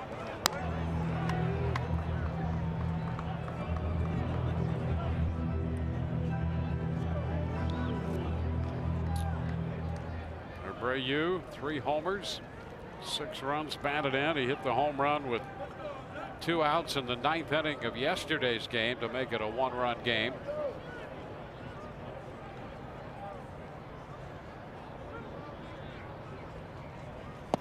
Pitch is down. That ball he hit yesterday. Colomé has struggled with some command, but the ball he hit out was a good pitch down. It was. And you know what that tells you? Is that these teams are going up against Alex Colomé. They're discounting the fastball, and they're just looking for that little cutter slider hybrid. And so even though you make a good one, he had seen a number in that at bat. He went down and got it. But you're right. In a snapshot, you're like, wow, how did he get that ball out to center field? But that's why. Into the screen, first base side. So here's the pitch. Look where the location is. Yeah, that thing's down around the kneecaps. And he gets underneath it and gets it out to center field. But all of these guys, and we saw it in Boston a couple of times, they are laying for that pitch. And Abreu continues to hit the ball very hard.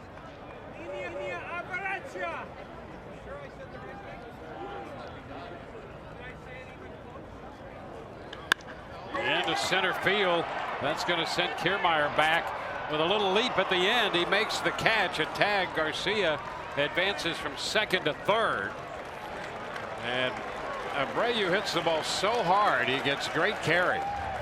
And we almost just had a replay. Look, watch the location of this pitch and tell me that that ball was hit that hard and it got that deep into center field. This pitch is way down too. Below the zone, down. Well, a man at third with 1 out. See the catch right there, a little leap. And with 75 pitches under his belt, Yonny Chirinos will call it a day. Call to the bullpen, brought to you by the Florida Lottery.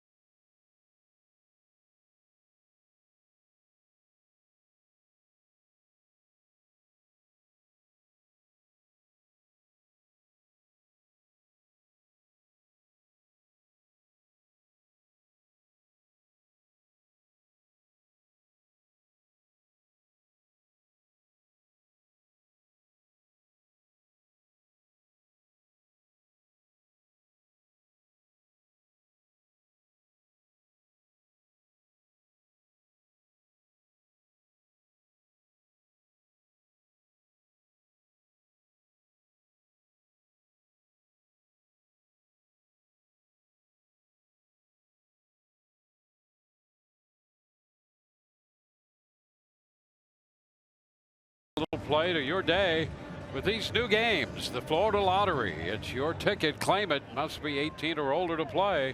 Play responsibly. 75 pitches for Chirinos, 49 strikes. 5 strikeouts, a walk. He leaves with a man on, 4 hits, and gives way to Jose Alvarado. Well, the flame-throwing lefty comes in here, and the Rays are going to pull the infield in, and you've also got the fact that Jose Alvarado can overpower a hitter, and you've got a high strikeout guy at the plate now. So done a great job this season in 5 1/3 innings of work, and follows up Yanni Chirinos with another tremendous outing. Yeah, you'll take them one hitter at a time, but they have Davidson now, and then the left-handed bat of Delmonico on deck, and the infield up.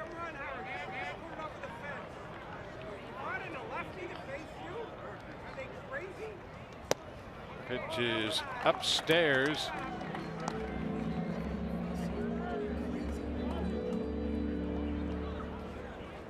Hard throwing left-hander Alvarado. Rays looking for a strikeout. Davidson has struck out 13 times this year. Alvarado falls behind him 2-0.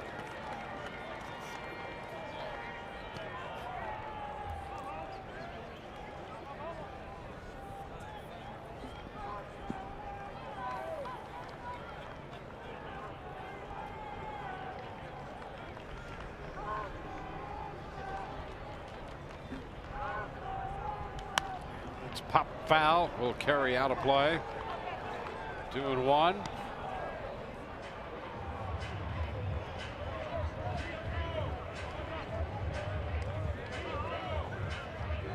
Leadoff double by Garcia. He has moved to third on Abreu's deep fly ball to center.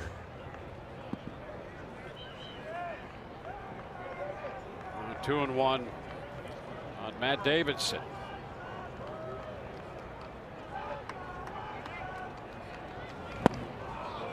2-2. Davidson ready for the hard stuff and didn't get it. And still, yeah, he still couldn't catch it. He keeps it close to him. It's down and in. And the swing right there, right over the top of it, the immediate shake of the head, knowing that he chased one out of the zone. And instead of, being in a situation where you're up 3, the count 3-1, it's now 2-2, and Alvarado has that opportunity to punch him out.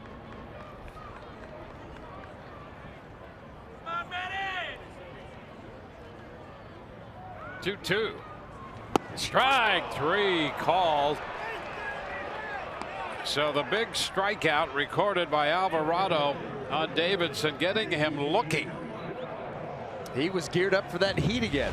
He was late on the previous one, waiting for it, and Alvarado just rolls a breaking ball in there. Not even one of the better ones that we've seen from him, but it didn't matter because Davidson wasn't looking for it or couldn't even react to it.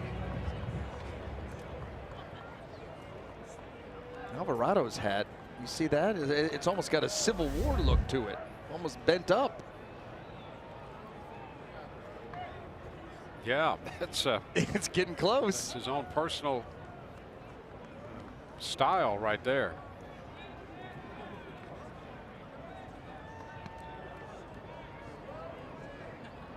Nicky Delmonico, left-handed bat up here now.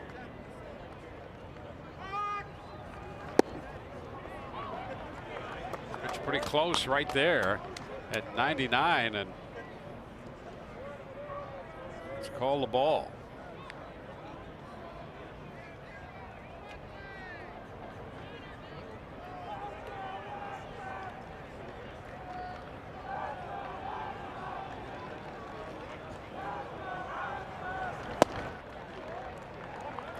Two and 0.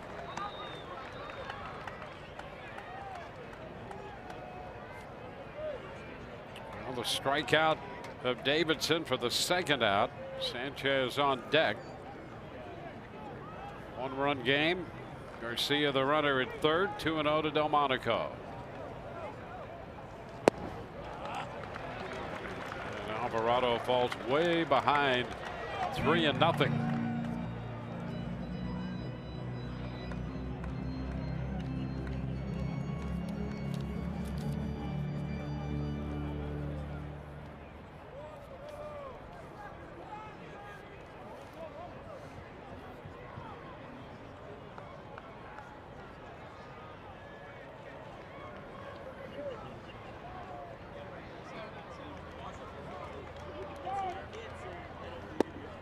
That's a strike. Well, he hit 99 on that first pitch, and that has been his high water mark in velocity. Had a pitch hit 99 over at Fenway in Boston. Average velocity just a little under 98. 3-1 right now, and that's going to be ball 4. So he walks Delmonico.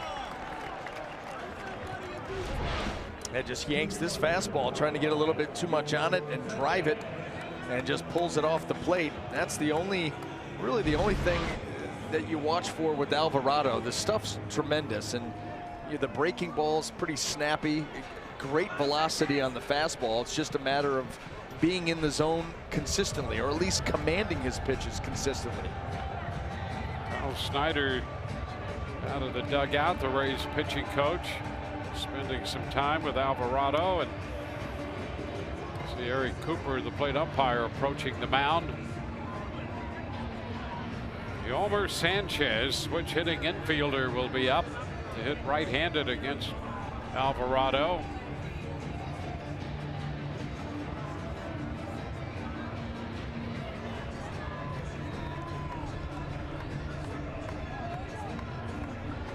Sanchez 0 for 2 today against Chirinos.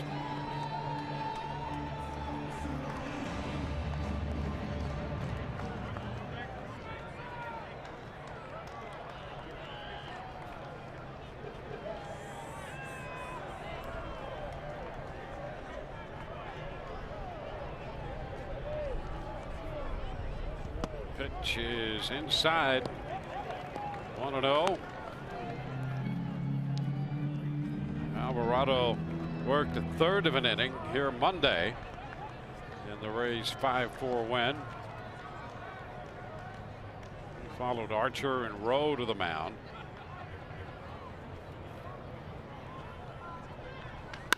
And a grounder down to third, throw to second on the force play to Wendell to retire the White Sox here in the 6th. We go to the 7th. It's still 1-0 Tampa Bay.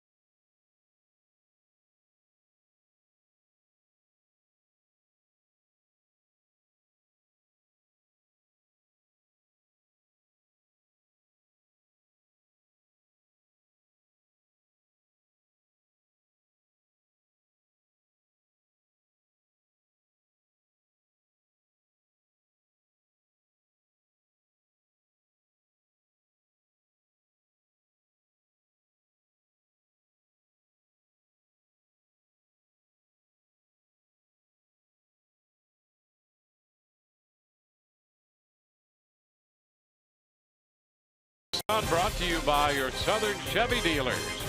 By Kubota. For more information, log on to gokubota.com. And by your local Ford dealers.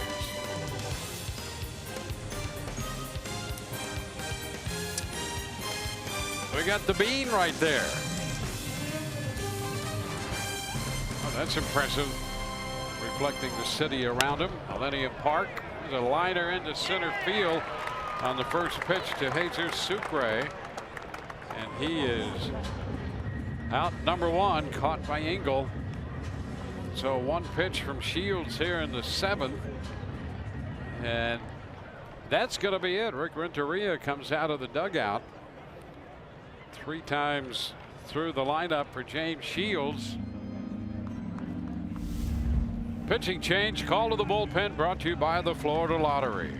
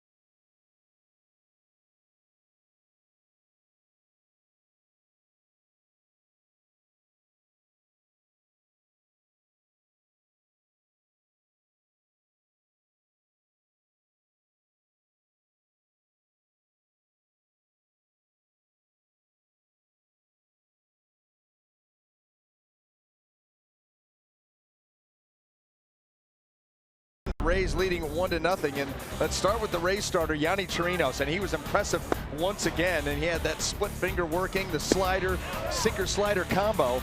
He had one inning that he got into some big trouble, had the bases loaded against him in the third inning, got out of it, and he would throw up zeros, and he needed to, because James Shields, while struggling early, 5 walks right out of the gate, first couple innings of the ball game, he settled in very nicely. The curveball, a big reason why, and he throws up a nice line himself. Speaking of a curveball, there's a breaking ball from Luis Avilan. It's a strike call to Denard Span. 6 1/3 for Shields. He gives way to the lefty. Denard Span and Kevin Kiermaier due up here. Pitch down and away. Avilan, 28 years old, 61 games with the Dodgers a year ago. In the game briefly here on Monday.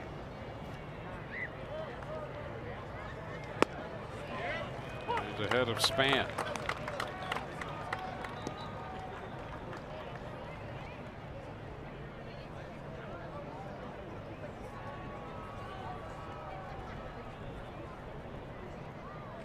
Avilan likes the changeup, even to left-handed hitters.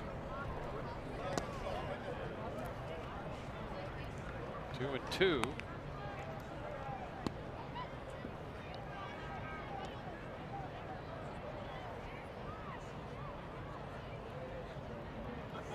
Braves got their run in the 5th. C.J. Cron's double scored Kevin Kiermaier. Kiermaier will bat next. Oh, strike 3 call. Span started, checked his swing, and it's a call strike. Now just in a perfect spot, and the initial reaction was to go for it. Nope, that's going to be down and off the plate, and you can see it definitely catches that edge. And you know, sometimes the guy makes a pitch. There's nothing you can do. 2 gone in the 7th.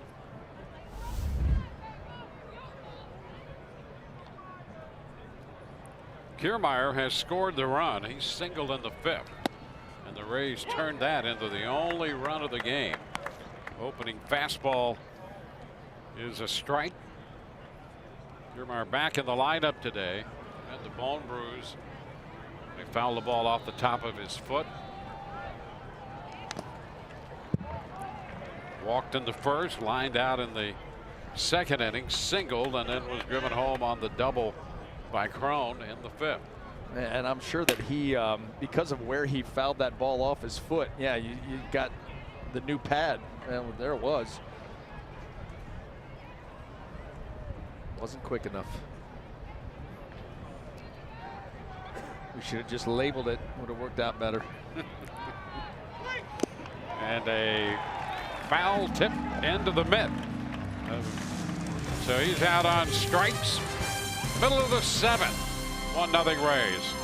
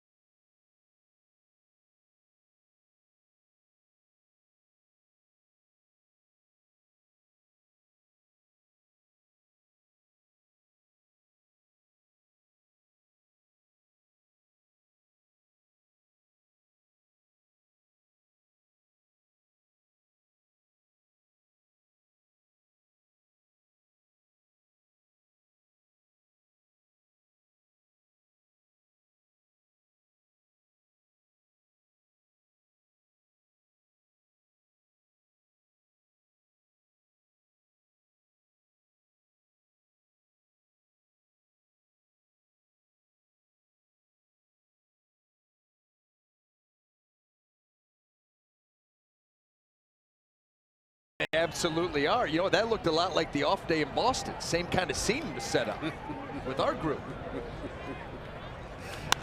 Or maybe that was Houston last year. Not really Anderson fouls it out. They all run together. Yeah. Hey, now the two things that jump out at you though. Yeah. There was zero thought by Arenado. Almost as if he expected it. Zero thought on the charge. And then how about the glove throw at his head as he's on his way out there? That was a great start to the 2018 Brawl season. 1-1 to count on Tim Anderson. Yeah, those things just erupt. And some of them, you know, some of them are the touchy-feely. Do I go out there and it's a big mesh, and then you get those kind. And those are the ones that, yeah, those are. You've got two teams that almost know that it's coming, and a lot of chirping and game on. My first ever professional game. Yep. There was the worst brawl that I've ever been in. It was my first professional game. I got sent to a Wichita to AA with the Angels. Where was that? Lawrence Stadium? Yeah. Ground ball. No, you know what? It was not. We were playing. Yeah, it was Wichita. Yeah. We were playing Wichita, and yeah, and it was just the back and forth, and it was nasty. I mean, the pitcher got tackled on the mound, had his arms down at the side. Guy kicked him in the mouth. Oh no. Yeah. Oh, and you can imagine. Yeah. What you could imagine happened is what happened. It was brutal. I'm like, so this is pro ball, huh? They don't mess around up here. 1-2 and a cut and a miss. Tim Anderson out on strikes. Well, you know, let's go back to the archives. A little flashback brawls. That's Coco Crisp and James Shields. No, it's bombs.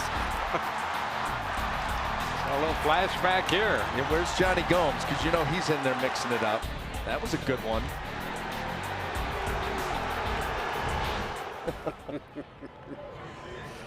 the game that I blew out my elbow for what felt like the 14th time. Yep. and ended my career was a brawl game. It was the brawl against the Yankees in spring training. Remember at that? Al Lang. Yeah, the whole catcher deal. Yeah, that was Iwamura got slid in too hard by oh, that's going to drive me crazy. Shelley Duncan. Yeah. Took him at second, and that whole brawl started. And then I came in and broke my elbow. Kind of settled it down. Yeah. Yeah, put a damper on what had been a great brawl day. It did. I mean, I was, you know, those things when you run out there, whether or not you're in the middle of the scrum or even on the edges, I mean, your head's on a swivel and the heart rate and adrenaline is just pumping. 1-1 to count on the Chicago catcher. He lifts the fly ball into the left. Malik Smith. Oh, he drops it. Malik Smith coming on and drops it. And now the throw from Malik skips all the way back into foul territory behind first. Runner's trying to go to third, and he's going to go all the way around. Oh, my. Narvaez winds up going all the way to third.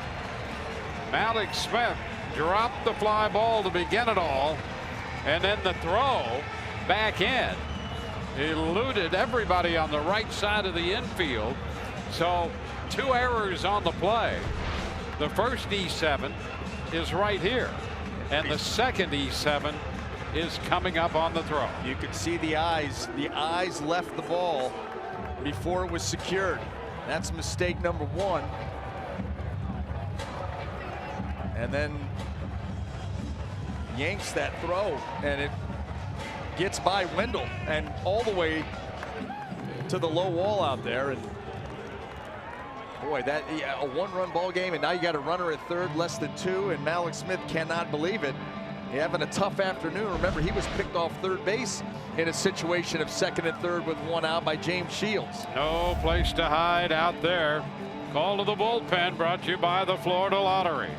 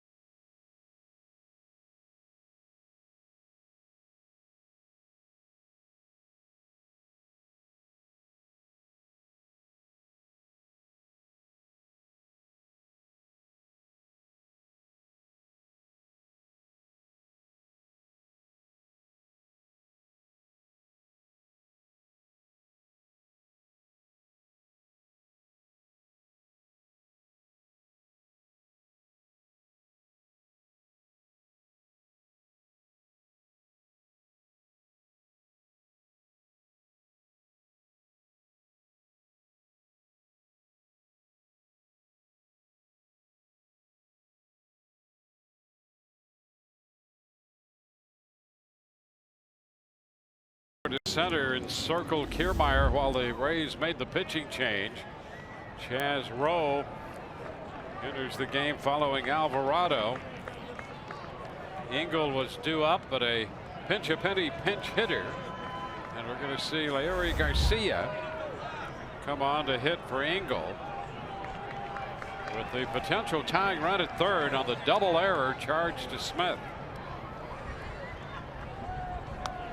Foul ball right back, strike 1. Well, infield pulled in, and they're playing true. Everybody at the original position. You see a lot of these things now where they'll pull guys in and overload one side.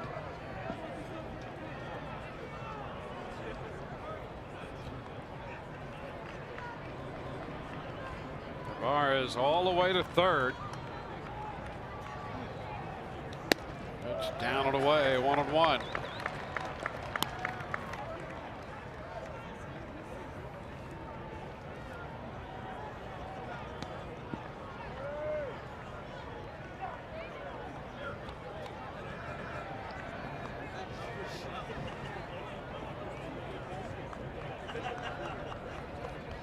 Now they're going to try to squeeze. And that hit Garcia. Garcia hit on the foot. The only thing you wonder is, did he get the bat back in time? Here he comes. Squeeze. Saying he did not offer at that pitch, and let's see where it gets him. Breaking ball. Right above the shoe, right in that ankle area. Oh. Renteria out there.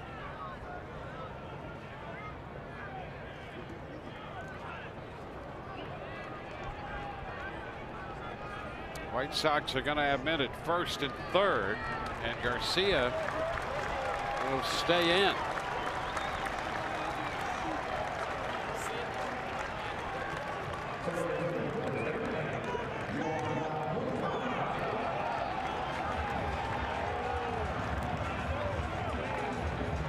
Well, they're going to try to squeeze home the tying run, and Garcia is hit by the pitch. So first and third with one out. Deep center, Makata. Come on. Deep center.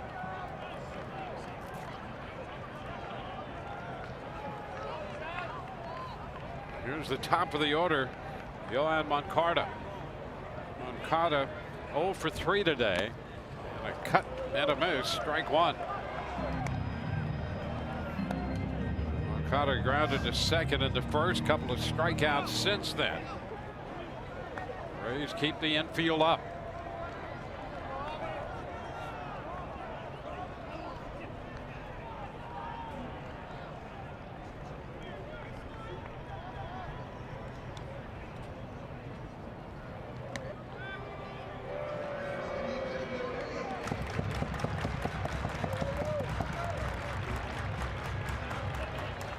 Moncada at the plate. Abisail Garcia on deck.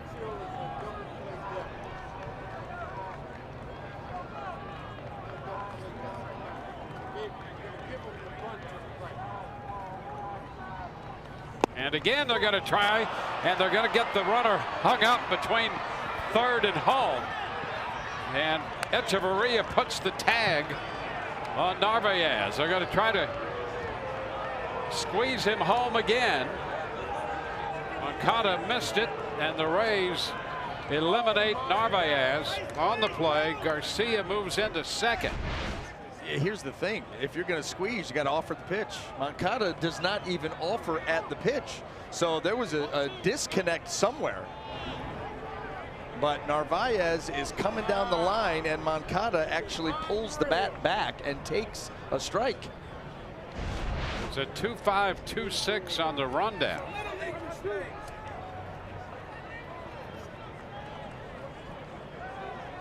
Well, somebody did not have the right sign. 2 strikes the count on Moncada.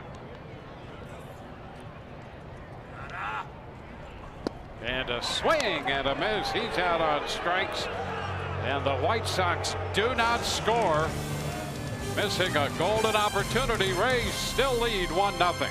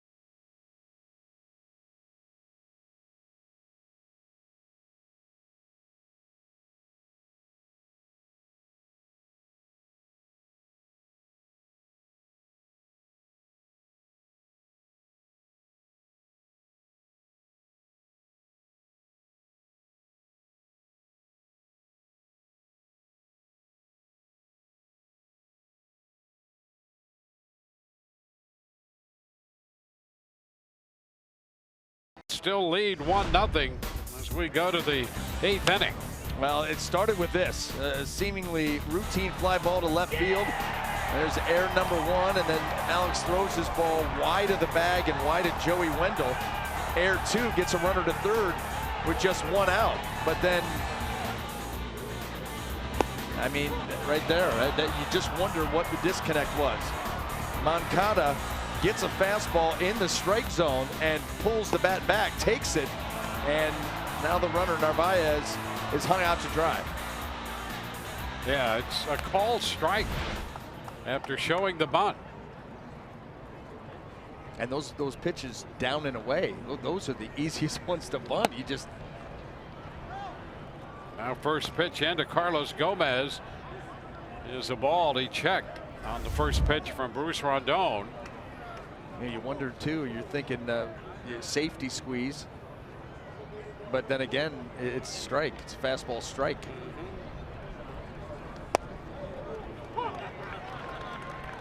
1-1.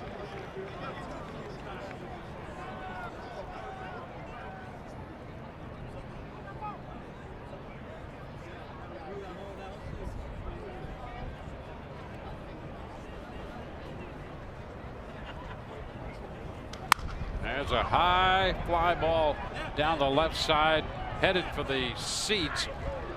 Delmonico, Anderson, and Sanchez all gathering on that foul ball. So it's 1-2. Gomez broke his bat.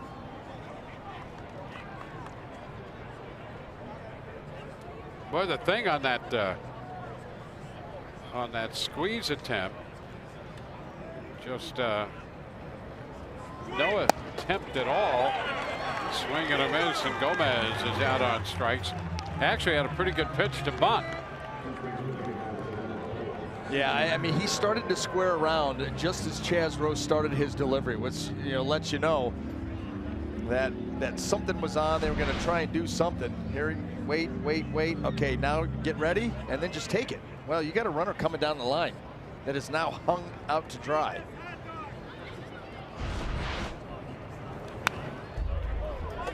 Crone fouls it right back into the screen. Going through a tough stretch is Yoan Moncada, and you just wonder if the head was all there.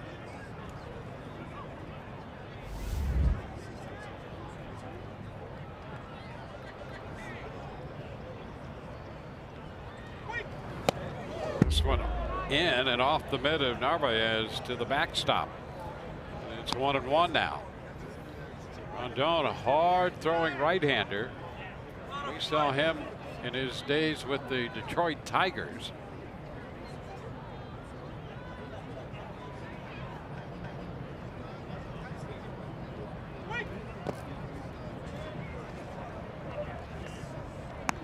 Two and one.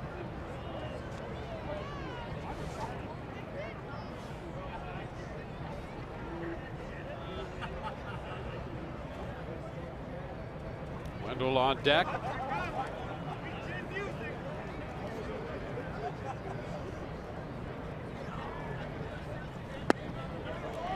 Two and two.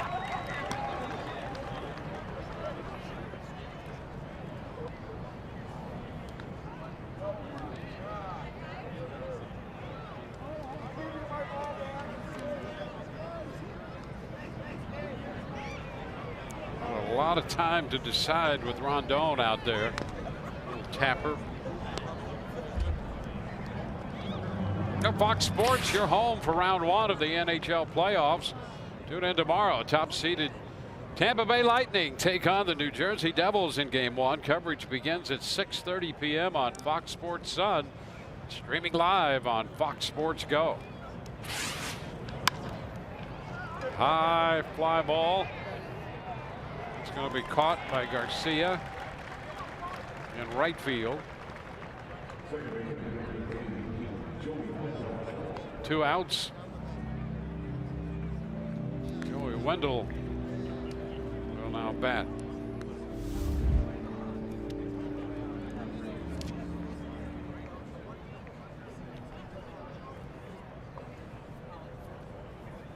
Wendell 0 for 2. He walked his first time.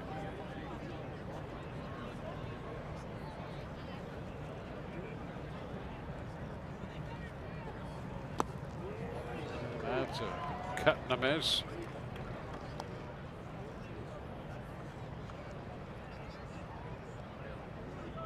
Rondon,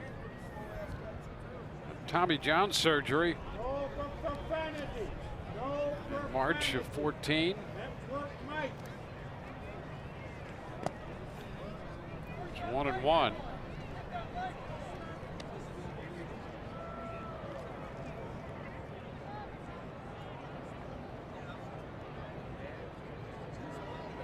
Heavy with the fastball and the slider.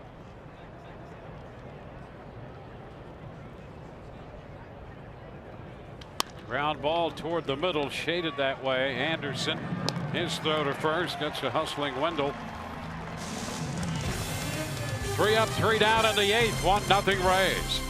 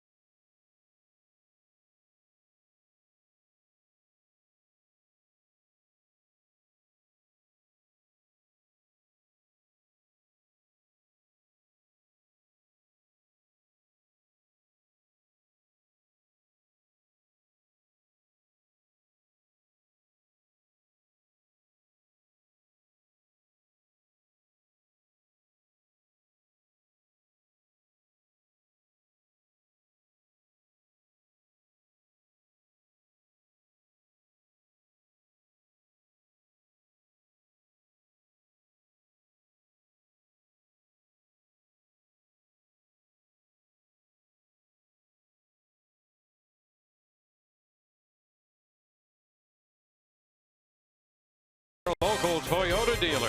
Toyota, let's go places. And by your local Honda dealer. 1-0 ball game, moving into the bottom of the 8th. Rays picked up the only run of this game in the 5th.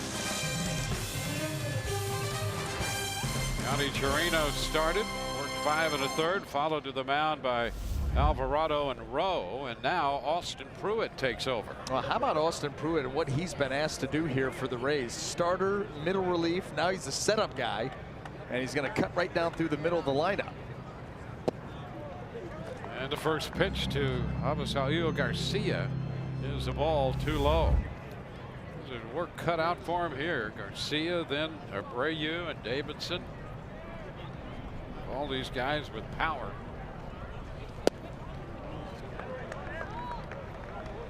2-0.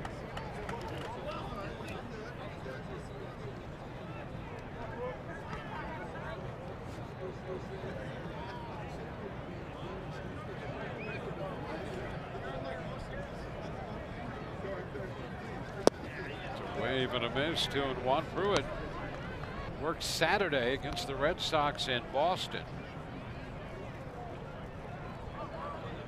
He's in relief of Jake Ferrillo, and Jake had trouble with his command and control. Pruitt came on and worked 4 1/3. A 1-hit, no-run baseball. High pop-up foul. It's 2-2. Renteria and Yohan Moncada talk it over in the dugout there over their mix-up on the squeeze attempt. Well, Rick Renteria has that reputation of, you know, being a guy who can nurse players through, a good rapport with them. Kind of obviously feeling pretty low after what happened. Did he go? That's a check swing, says Corey Blazier. The count is full. See how close it was. A great job of holding up there by Avi Garcia.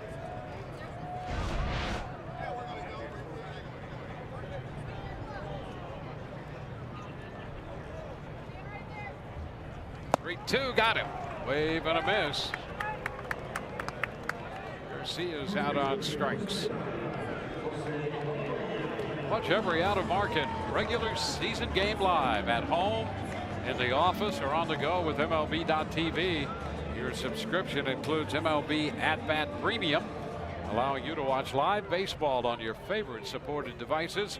Blackout and other restrictions apply. Visit MLB.tv for details. Jose Abreu. And a big power bat. Pitch low and away. Was hit by a pitch in the third. Been victimized by a couple of good defensive plays. Out third to first. And a good scoop by Crone in the first, at first. And then fly ball to center, caught by Kiermaier in the sixth. High fly ball toward the right field corner. That's going to be a foul ball. Boy, the ball explodes off his bat. He gets tremendous carry, hits the ball so hard. Well, big, strong guy with strong forearms, wrist, quick bat. Has that knack to get the barrel to the baseball. That's why he's been such a consistent producer. There's a strike. Now it's 1-2. That borderline call goes against him and puts him in a hole.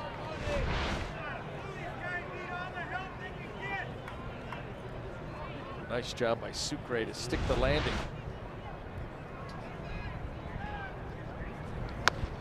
It's a tapper, foul ball. Still 1-2.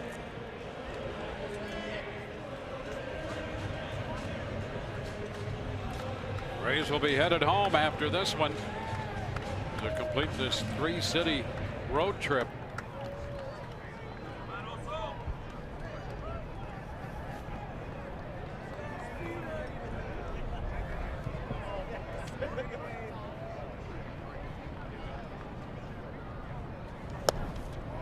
One away, now 2-2.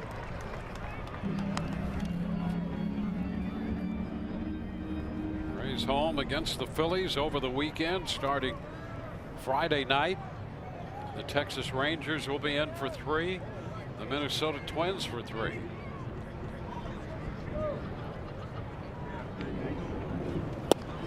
We just missed there. So the count is full. Sucre popping up out of that stance, getting ready to fire that thing down to third base. Thought maybe they got him looking.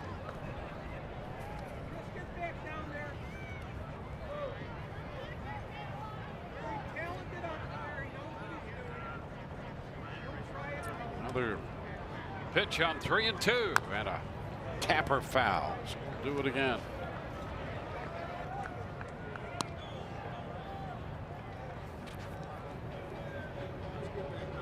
Yonny Chirinos was good again today in a starting role, 5 1/3. Now Austin Pruitt, pitcher number 4. 1 out into the 8th.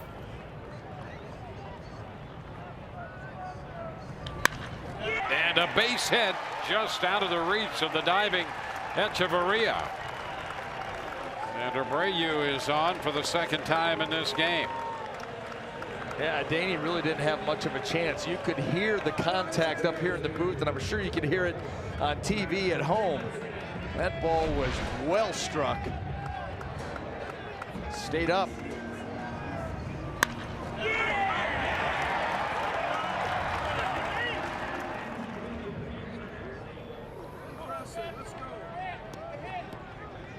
Well, here is Matt Davidson. That ball off the bat of Jose Abreu at 115.5. He continues. Boy, he hits the ball as hard as anybody. Harder than almost everybody. Davidson takes a strike. Well, right now he's got more than anybody as far as 100-mile-per-hour exit velocity plus, and that one well above that mark.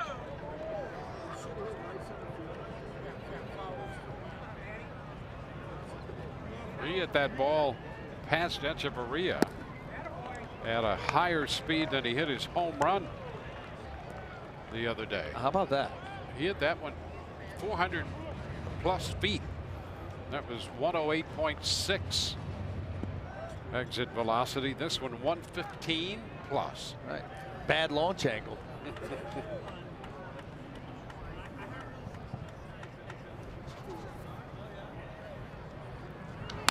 There's a long one to center. Kiermaier's going to go to the wall, and it's out of here. Davidson hits his 5th home run of the year, and it comes at a tough time for the Rays to take. A 2-run home run to give Chicago a 2-1 lead.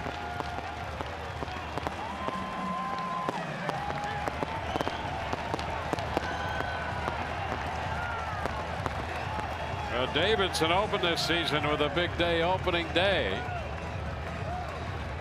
And this is the first time the White Sox have had a lead in this series. Well, it took him a while, but we said Matt Davidson, he's a cripple hitter. Where was that pitch? Right in the middle of the plate, off speed. And he's able to get it up and out of here. You know, you think about Austin Pruitt too. He's being asked to be a setup man here today. Different role. Monaco hits it on the ground and threw into left for a base hit.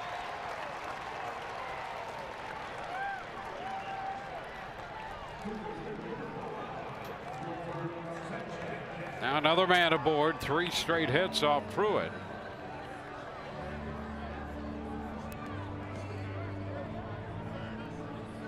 The other thing that the reason you bring up is I'm sure that on paper the matchups for Austin Pruitt against these hitters, whatever, it seemed like that's the direction that the Rays wanted to go in. But there is a mental aspect of being a setup guy, pitching in that kind of a role late in the game. Now Sanchez. It's low. Ball, no strikes. That's why these guys, it's such a challenge, to be that hybrid type of pitcher where you're just a pitcher. I may start the game, I may pitch in the 3rd, I may in this case be a setup guy against the tough part of the lineup, and you've got to be able to do them all, and that's a tough ask. Base hit into right field. Monaco stops at 2nd. Gomez got to that ball quickly. So Sanchez is aboard. 4 straight hits for Chicago. Well, and with the Rays now trailing, there's no hurry to get Austin Pruitt out of this game. The bullpen is quiet, and he's going to have to try to figure this out himself. Another off-speed pitch, and that stayed up too. Able to just slap it out into right field. Going to get a visit by Kyle Snyder, but again, that bullpen is down, it's quiet, and he's going to have to figure this out.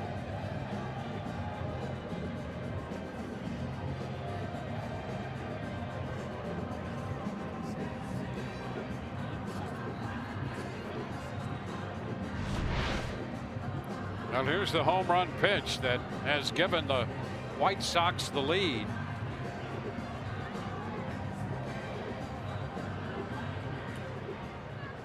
.419 feet at 108 plus off the bat. Well, it's a 2-1 game.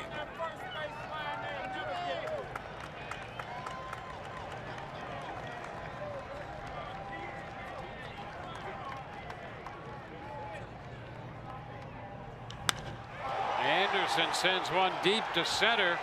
Kiermaier will go to the wall to make the catch. The tag at second. Delmonico's going to head to third. Staying at first is Sanchez. How about the throw in by Kiermaier? Wow. I mean, he gets back to the wall deep out there in right center field, makes the catch, and then throws an absolute pellet right into second base on the fly, keeping Sanchez at first base. An impressive throw. Here's that throw again. Kiermaier is still battling out there, trying to keep a man out of scoring position. Because at the end of the day, it's still just a one-run ball game. That's right. That's absolutely right. There's Omar Narvaez. Strike one.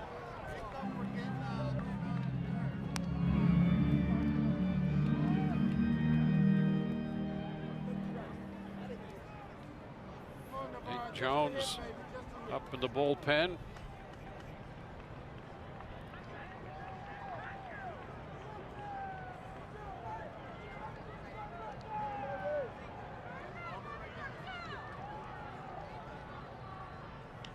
Ground ball right side, picked up here. Wendell makes the play. They score 2 runs on the home run by Davidson. 4 hits total in the inning with 2 left. And this is the difference in the game at the end of 8. We'll go into the 9th. It's 2-1 Chicago.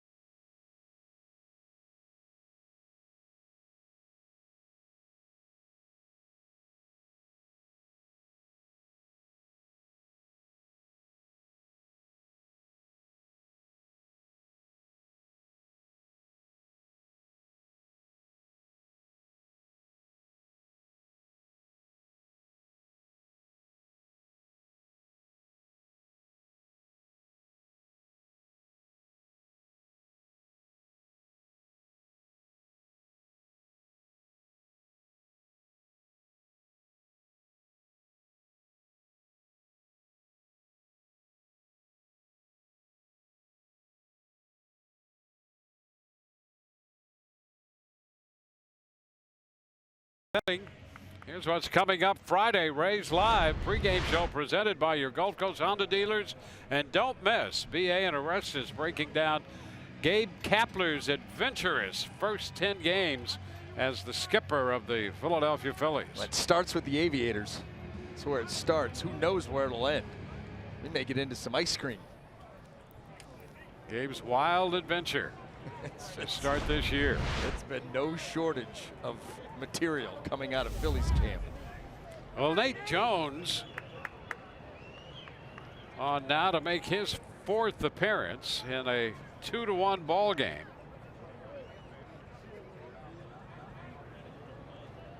Matt Duffy leads it off, and the pitch is a strike on the outside part of the plate. Jones, 32 years old, had elbow issues last year. Back from Tommy John surgery in the middle of 14. Upstairs with a pitch. And at 97 right there. Yeah, he gets that hand out of the glove straight back and then really creates some strong whipping action. Good.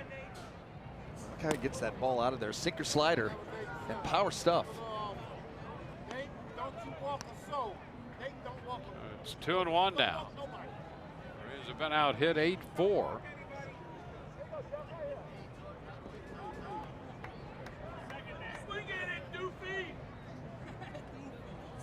And ball 3 is up and in. 3-1.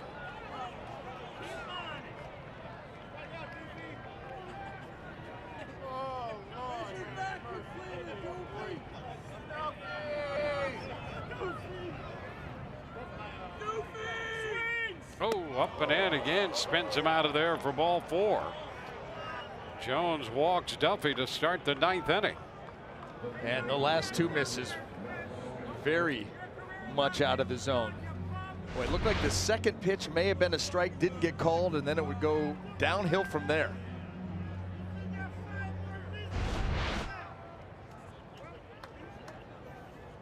So Malik Smith is up here with a runner aboard.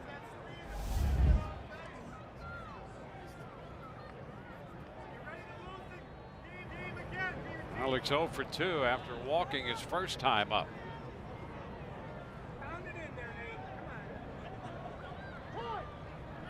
And after Jones held the ball for an extended period, Malik Smith gets time granted by Eric Cooper.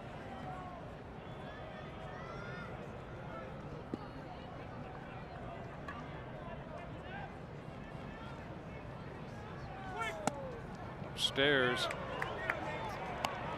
1-0.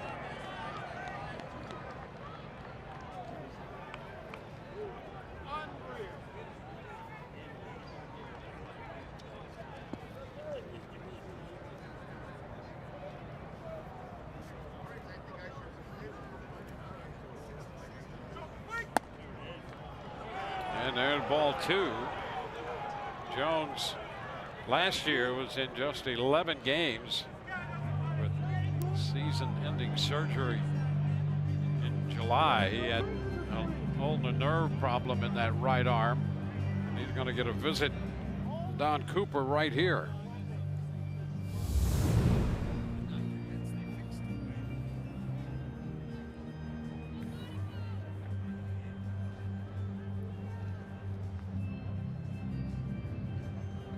Leadoff walk.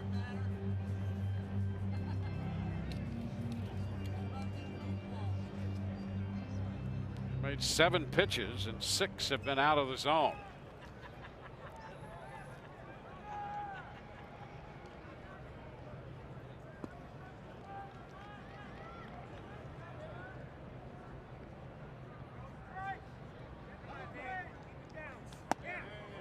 And he gets a strike called here.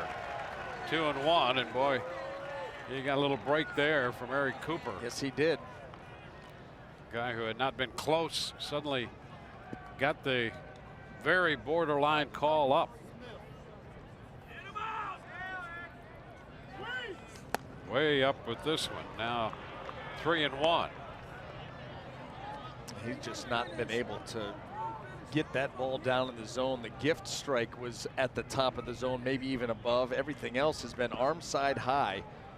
Got a funky delivery, and obviously there's a lot that can go wrong.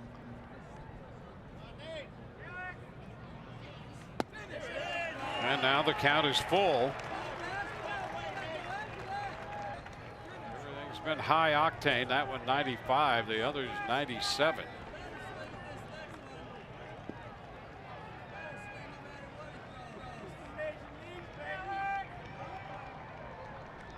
Now the 3-2. Malik reaches for that one and strikes out. It was almost like Malik's told himself, anything that's down, I'm going to go after. The up and away I know is going to be off the plate. Well, that was down, but it was off the plate. It was that sinking action, taking it off the plate, and Malik's tried to go out there and get it. Didn't have a bat that was long enough. No, that was plenty wide. So he strikes out on ball 4. 1 on, 1 out. Here's Danny Echeverria.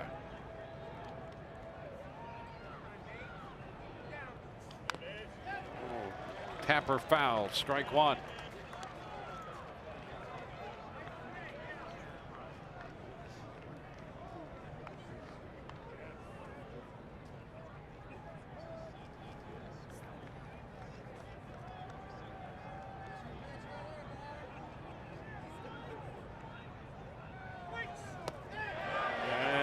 Sweeney trying to check and cannot. Puts him down 0-2.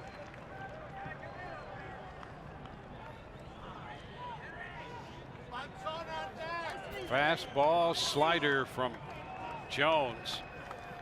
And controlled an issue. Got a little help for the first out. Now ahead of Echeverria, and he strikes him out reaching. Slider away. Got him. And slider in at 90.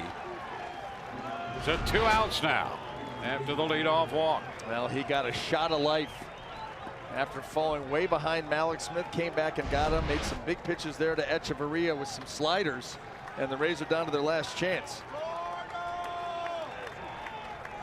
Jesus Sucre 0 for 2 with a sacrifice.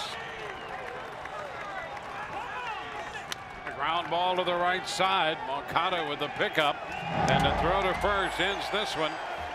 White Sox scored 2 in the 8th on the Matt Davidson home run, and they win this one 2-1 to finish off the Rays road trip. For Ron Anderson and Michelle Margot, Dwayne Stats, hope you've enjoyed the telecast. If not the outcome, we'll see you when the Rays host the Phillies Friday night. Coverage begins at 6:30.